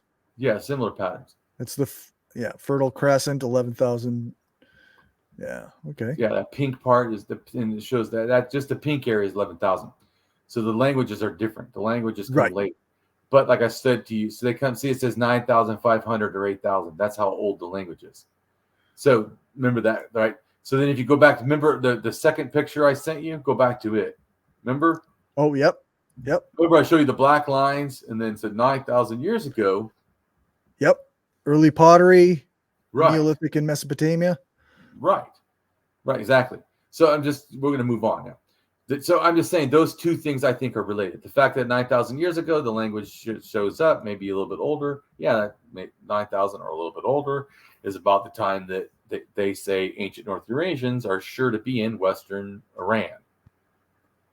Well, Western Iran is right there in those two areas, right near Eastern Turkey and the Cossack Mountains. And it also relates to the Mesopotamia first pottery, because you would think pottery, if it was going to happen, would happen in an area that was already older, like flourishing. No, it happens in some new settlement, middle of fucking nowhere on some river. You know what I'm saying? So in a sense, it because I know what I mean is there's stuff that's been around at least 13,000. Right. Like Turkey and all these places, there's older. So in like lots of population, even Israel, lots of population and stuff. Middle of nowhere, all these little rivers. Oh yeah, near Western Iran, right? Yeah. Oh yeah, where the ancient North Eurasians just showed up, and they know how to do pottery. I mean, those people. Oh, okay, Right. that makes total sense. Oh, and then all of a sudden is seen all over the area. Amazing. Since N actually comes from China by way of Siberia. But I was saying, so when you start to grasp all that, I think that it helps to understand. So to go real quick to the next thing, this just shows the different types of culture because science actually looks at things. Right. And this explains how they're related. I'm not going to go into it. People can look at it. Here's another picture. Just to go fast. Here's another picture, and this is related to once again the all of them came out of that little place where the pyramid is. Right. Okay. Then we'll move down. The Longshan culture. We already talked about this. It comes just almost where that red circle is, right? Yep. And that relates to the first, in a sense, like cultures. Because read what it says: Longshan culture. The Longshan, the Longshan or Longshan culture, also sometimes referred to as the Black Pottery culture, was a late Neolithic culture in the middle and lower Yellow River Valley areas of northern China from about 3000 to 1900 BCE, or around 5000 to 3900 years ago. It decreased in most areas around 2000 BCE until the central area evolved into the Bronze Age Erlitou culture. See, now why that's important, I know you don't know, like who cares, right? Well, that culture, just think of like the first empire. It comes out of that culture. When they call it the Zine culture or something like that, it's the thing right before in a sense, the Shang dynasty, which is where they consider history. So so you get what I'm saying? So they're saying as the Longshan ends up becoming this, and that really is where, like, the mandate of heaven probably relates to this culture, this last one, this Erlitou culture. This is where the like you say the empire or imperial China originated. Yeah. Well, because it relates to the divine right of kings. They call it the mandate of heaven. Right. I mean, same thing. Yeah. The gods put me in charge. Literally same thing. So yeah, that's right. Okay. And this is also, do you read down here where it says, okay, so it's then after the culture, right? It says the Longshan culture linked to early, go ahead and read. The Longshan culture has been linked to the early Sinitic of the Sino-Tibetan languages. Right. Remains, okay. Go ahead. Remains have been found in Shaanxi and southern Henan of scapulae of cattle, pigs, sheep, and deer that were heated as a form of divination. See, now why this is important, because I talked to John about this. He was saying that divination only comes in the Shang dynasty when they used hot sticks to do divination on the scapula of bulls, I think, mainly, and turtle shells. And I'm like, that was already occurring for 5,000 years. And it actually is older than that. Right. I'm just saying, because I think the Hongshan culture, or maybe it's even the 9,000-year-old culture does it. I think, but maybe it's the 7,000. But anyways, I mean, it's a lot longer than just the Shang dynasty. But go ahead and read past. So the whole point is it was divination, which goes back to like fortune telling, is what, in a sense, what that means. Right. Which in a sense, people don't realize that's what feng shui is. It's fortune telling, sort of. Like if you do these things, you have good fortune. Yeah. Yeah. Good. So and then it says pyramid. If that's right. All right. So go ahead and read this. That's all you go. Wow, it's so masterful how they were able to use all this math to build a pyramid. Yeah, it's a lot of religion stuff. Go ahead and read evidence. What? Yeah, evidence of human sacrifice becomes more common in Jiangxi and the Central Plain in the late Longshan period. Right. So as they become more of a state society, there's actually becomes more human sacrifice. Yeah. Yeah. States are awesome, though. No. And go ahead. So the oracle bones. Read the next. Sure. Oracle bones are pieces of ox scapula and turtle plastron, which were used for pyromancy, a form of divination, in ancient China, mainly during the late Shang dynasty. See, right. So they try to say, oh, it only got invented in the late Shang dynasty. I'm like, no, it didn't. It was before that. It's 5,000 years ago. It's before that. And Yeah. actually, I told you, it's actually older than that, too. Right. Doing that behavior to, some form of divination with cattle scapula and stuff. But anyways, I'm just trying to show you. Do you see how these things that they think people think are not connected? It's like, yes, they are.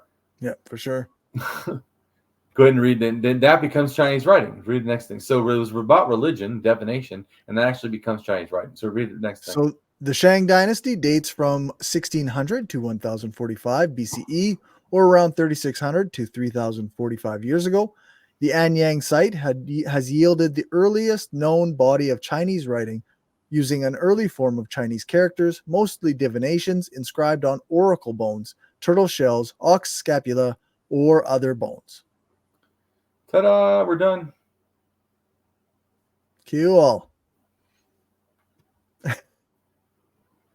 Yeah. Because the next time we go Bronze Age. Ah. So what do you think after learning into that, or what did you feel like you learned, or insights? Well, it seems like it's just more confirmation, right? Like that everything is connected, and it originated in this area, and then branched out, and then kind of influenced different people in different ways, and that's how the world that exists came out to be. Right.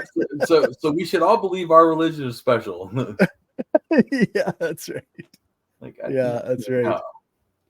No, and you see, like, so human sacrifice got worse when states started to arise. Yeah, not less.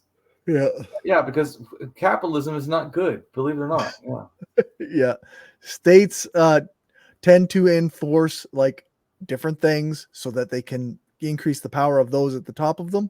And I mean, human sacrifice to get the blessings of the gods, absolutely. That's right, as long something as someone else, not you. Yeah, that's right. Not the elite, of course. Of course, never the elite. It's always some commoner or some. But I hear sometimes like archaeologists will go, yeah, but they only mainly did sacrificing to the enemies. I'm like, how is that better? Do you believe that we should sacrifice? This goes back to cultural relativism that I hate. Yeah.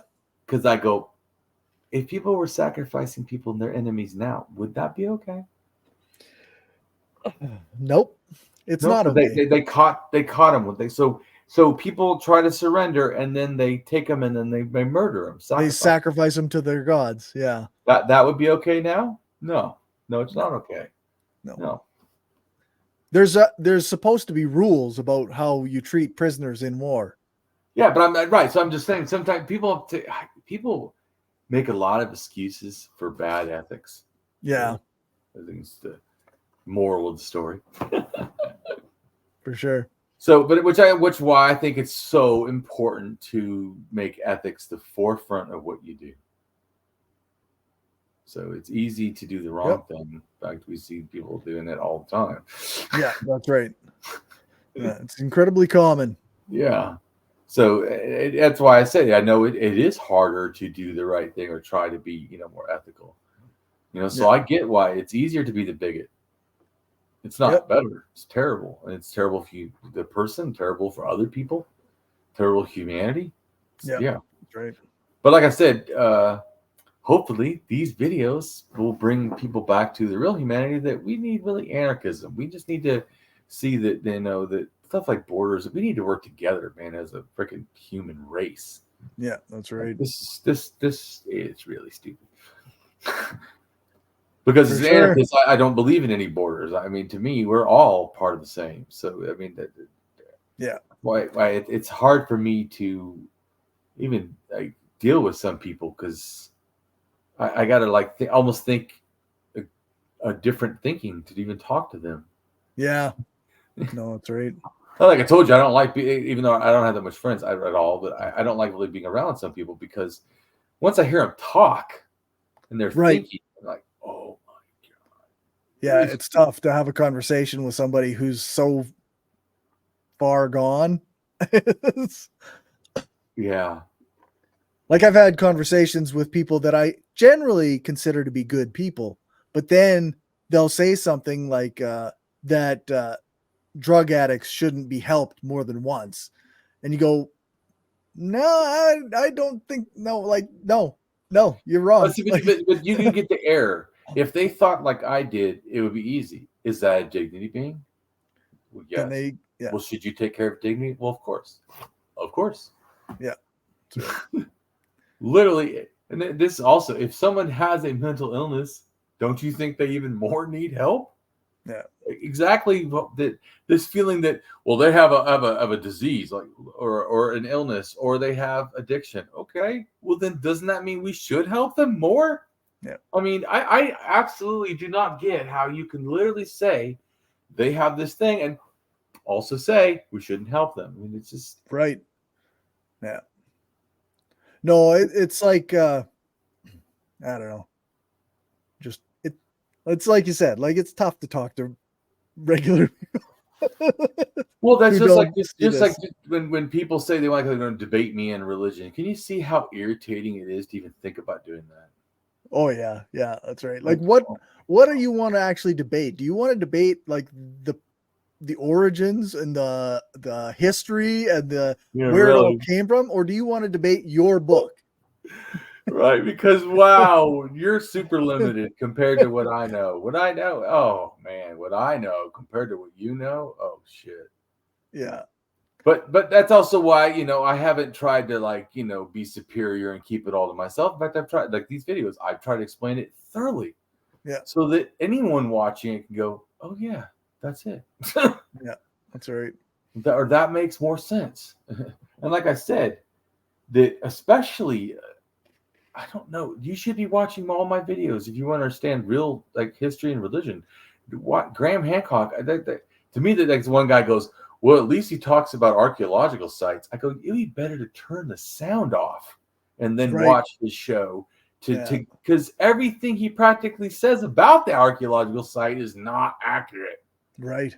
Or certainly has got some level of somewhere in what he says is not accurate. Yeah. Because his theories, like he always go, it's getting older and older. That's one of his favorite things because then it proves him right somehow. Like it's getting older. Everything could get older and you still be wrong. Yeah, that's right there. Shell mounds. I think that Earth mounds relates to shell mounds. Shell mounds are old. Shell mounds moved around everywhere about 6,000 years ago. Like very close to the time of all them other mounds at 5,000 or 5,000 something, almost 6,000.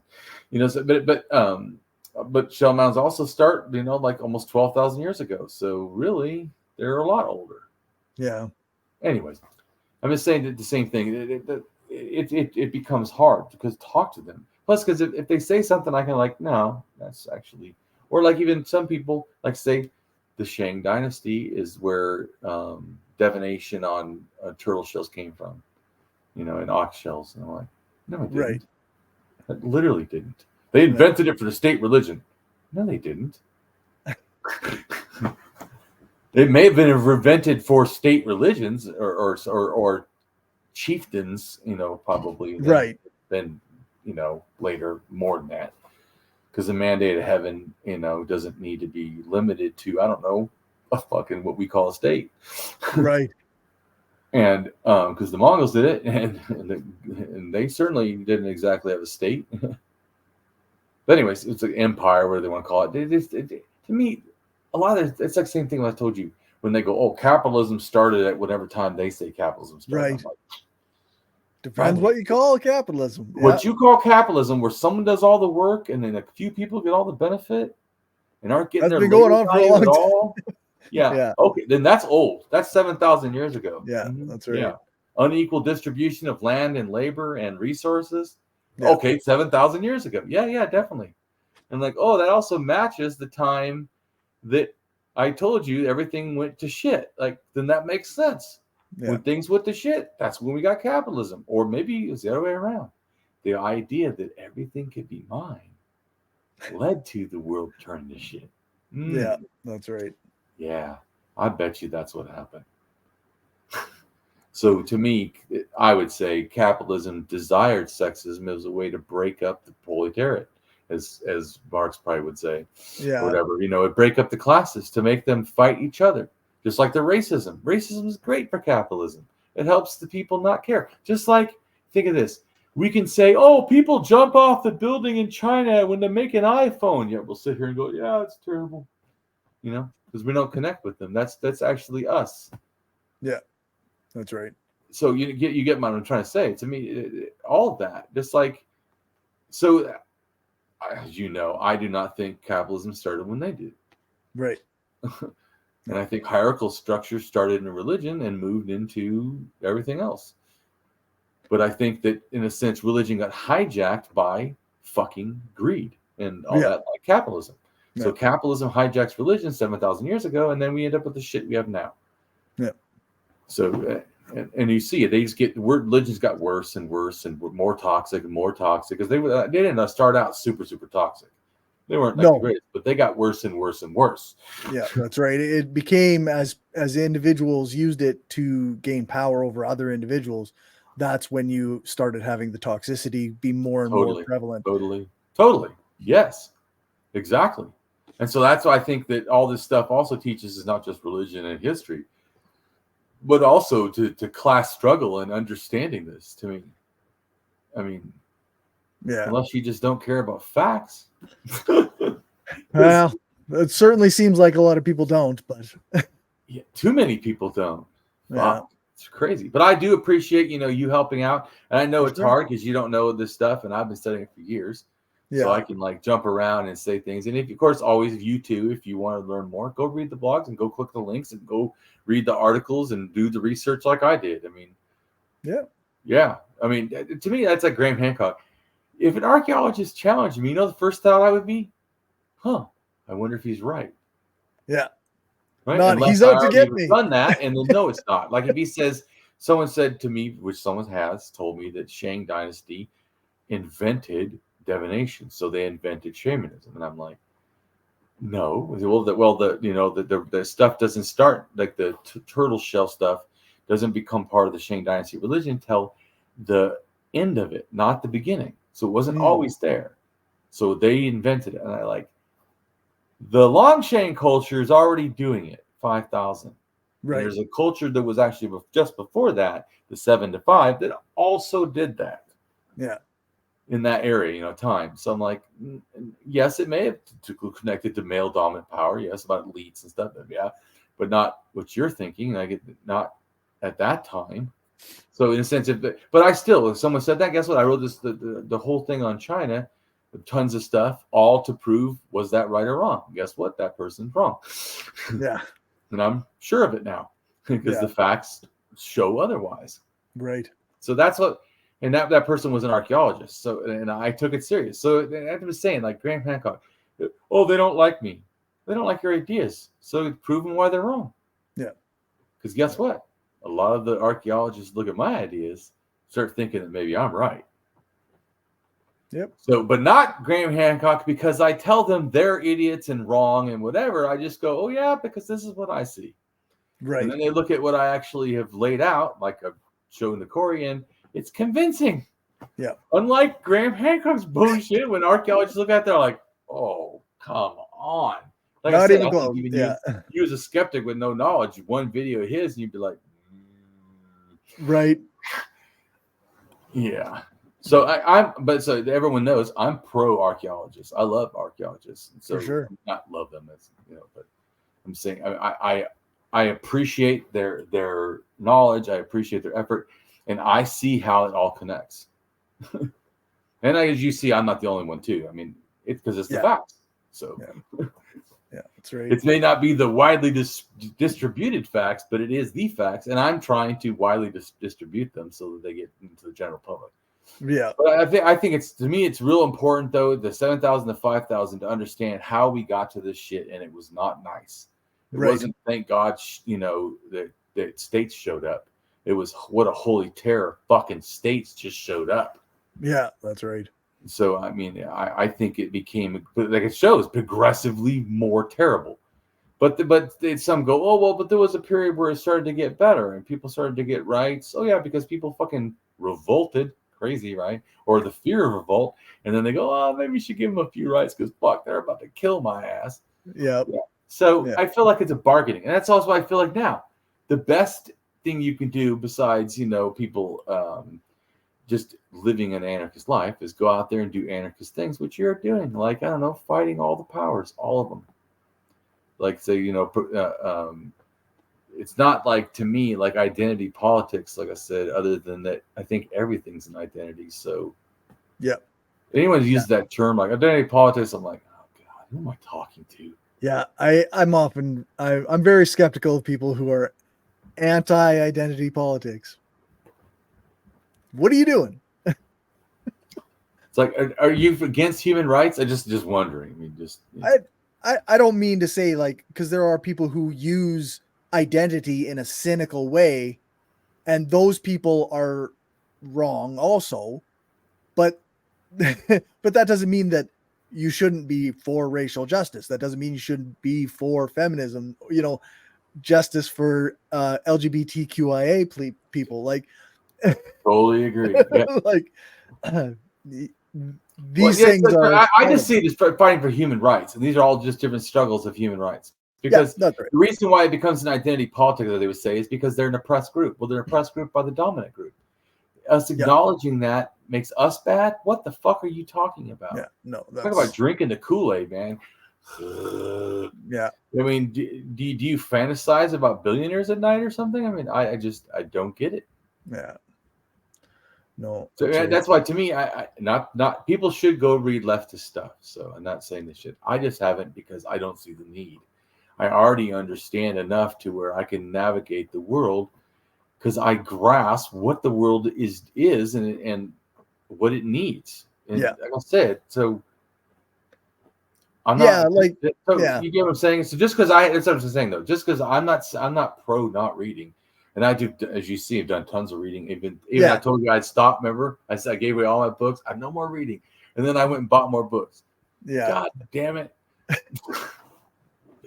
But just think of a kind of person who's so ethical that demands they go read $100 fucking books just to understand ancient religions, Yeah.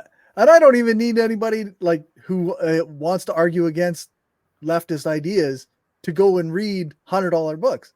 You could just go read the Wikipedia page for whatever you're talking about. Well, so you have a basic understanding. And I try to, and don't I try to give as much stuff as I can? You do, yep. Oh yeah, I try to link the other people haven't done, in a sense, link the Wikipedia page informations together, because just a bunch of information, if it's not ordered, you don't know what. It's like a puzzle pieces, but you don't have no picture. Right. A blank puzzle piece would be hard as fuck to put together. Yeah, that's right. Even if you had the box and you knew, well, these gotta be in here. If there's no picture, holy fuck, would that be hard? Pretty tough. Right. Yeah. So seeing the stuff. So that's why the details, I think, like, that's why you gotta, like, I know we all know there's a picture, but we couldn't figure out what's religion, right? Yeah. How did it happen? When it happened? What how does it relate? Seems like there's all these things that's similar, but I mean, what does that mean? Well, I've helped explain what that means. And we're going to keep doing it. And like I said, then we're going to go to Japan, and then we're going to go to Siberia, and then we're going to do one on pseudoscience, pseudohistory, and pseudomorality, or whatever. Or no, not pseudoscience, pseudohistory, and pseudoarchaeology, in a sense. Then we're going to do Graham Hancock, because you're going to watch that, hopefully. If not, damn it, we're going to watch the beginning of it on this fucking show. No, we're going to do that too, just so everybody can just hear the beginning opening line where he has him in a jet, boat, and he like from a thing, and he's like some superhero. Dun dun dun dun. Oh, geez. As far as he didn't have like a cape fucking Indiana Jones, eh? Oh yeah, Indiana Jones. Dun, dun, dun. He's going, and then he's like, archaeologists say I'm the worst thing ever, and like, then you're probably an idiot. Ask questions or whatever his bullshit is. Yeah. And then the nonsense just absolutely just goes off the hook. Yeah. Like I said, it's crazy too, because as you probably now, with knowing as much as I've showed you, when you hear his stuff, you'd be like, oh man, I already know that's wrong. Right. Yeah. Oh, that's wrong. What? No. So I think that, and in a sense, like I said, I've made this for a lot of reasons, and one of the reasons is so people can fight back. They can know what the fucking truth is, Yeah. and they can say no, not no, maybe, not I'm skeptical. No, 100% you're wrong. Yeah. That didn't happen. Yeah. So For sure. I really appreciate it, and I also appreciate, Corey, you being a fellow anarchist. I lucked out. There you go. Yeah, works for sure. So, speaking of that, could you go ahead and tell us about what you're doing and where to find you and all that? Yeah, I'm on skepticalleftist.com. All my stuff's there. I'm doing interviews with progressive people, leftists, anarchists, pretty much anybody on the left. I'll talk to them. I also do read reviews with my co-host Justin. We talk about various books. He reads them and talks to me about them. And then I do a show now with my partner. We do we talk about our lives, personal stories, as well as like feminism and how it's impacting the world around us. So that's what I do. Right on. I think you do great stuff. I watch a lot of your stuff. Thanks. I appreciate that. And I think everybody should go over and check his stuff out and go and become a patron for Corey. And yeah. Right on. Thank you very much. All right, everyone. Take care.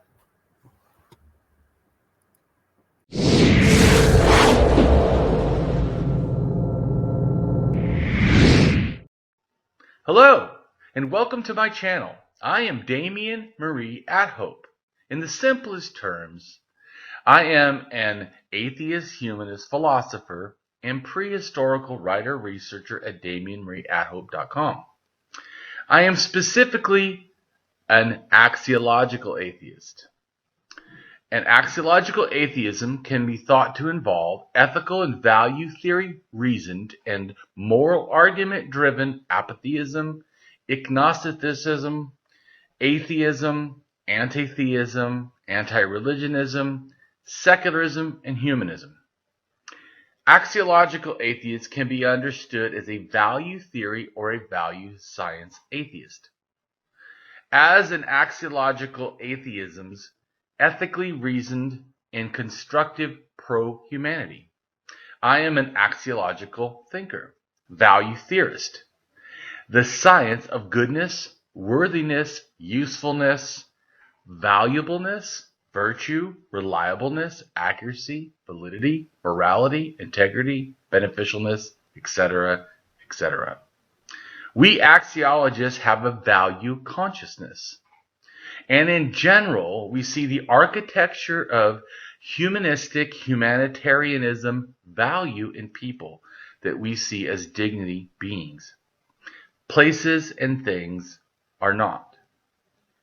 Axiology is a value theory. In its broadest sense, it involves areas of philosophy that are deemed to encompass some evaluative or evaluation aspect. Therefore, it crosses almost all domains in some way or another. Now for a more detailed terms as to what I am. I am an axiological atheist, an anti-theist, an anti-religionist, secularist, humanist, rationalist, writer, artist, poet, philosopher, advocate, activist with schooling in psychology, sociology, as well as I am an autodidact, self-taught in science, archaeology, anthropology, and philosophy. I promote science and am against pseudoscience, pseudo-history, pseudo-morality, things that are found in religion.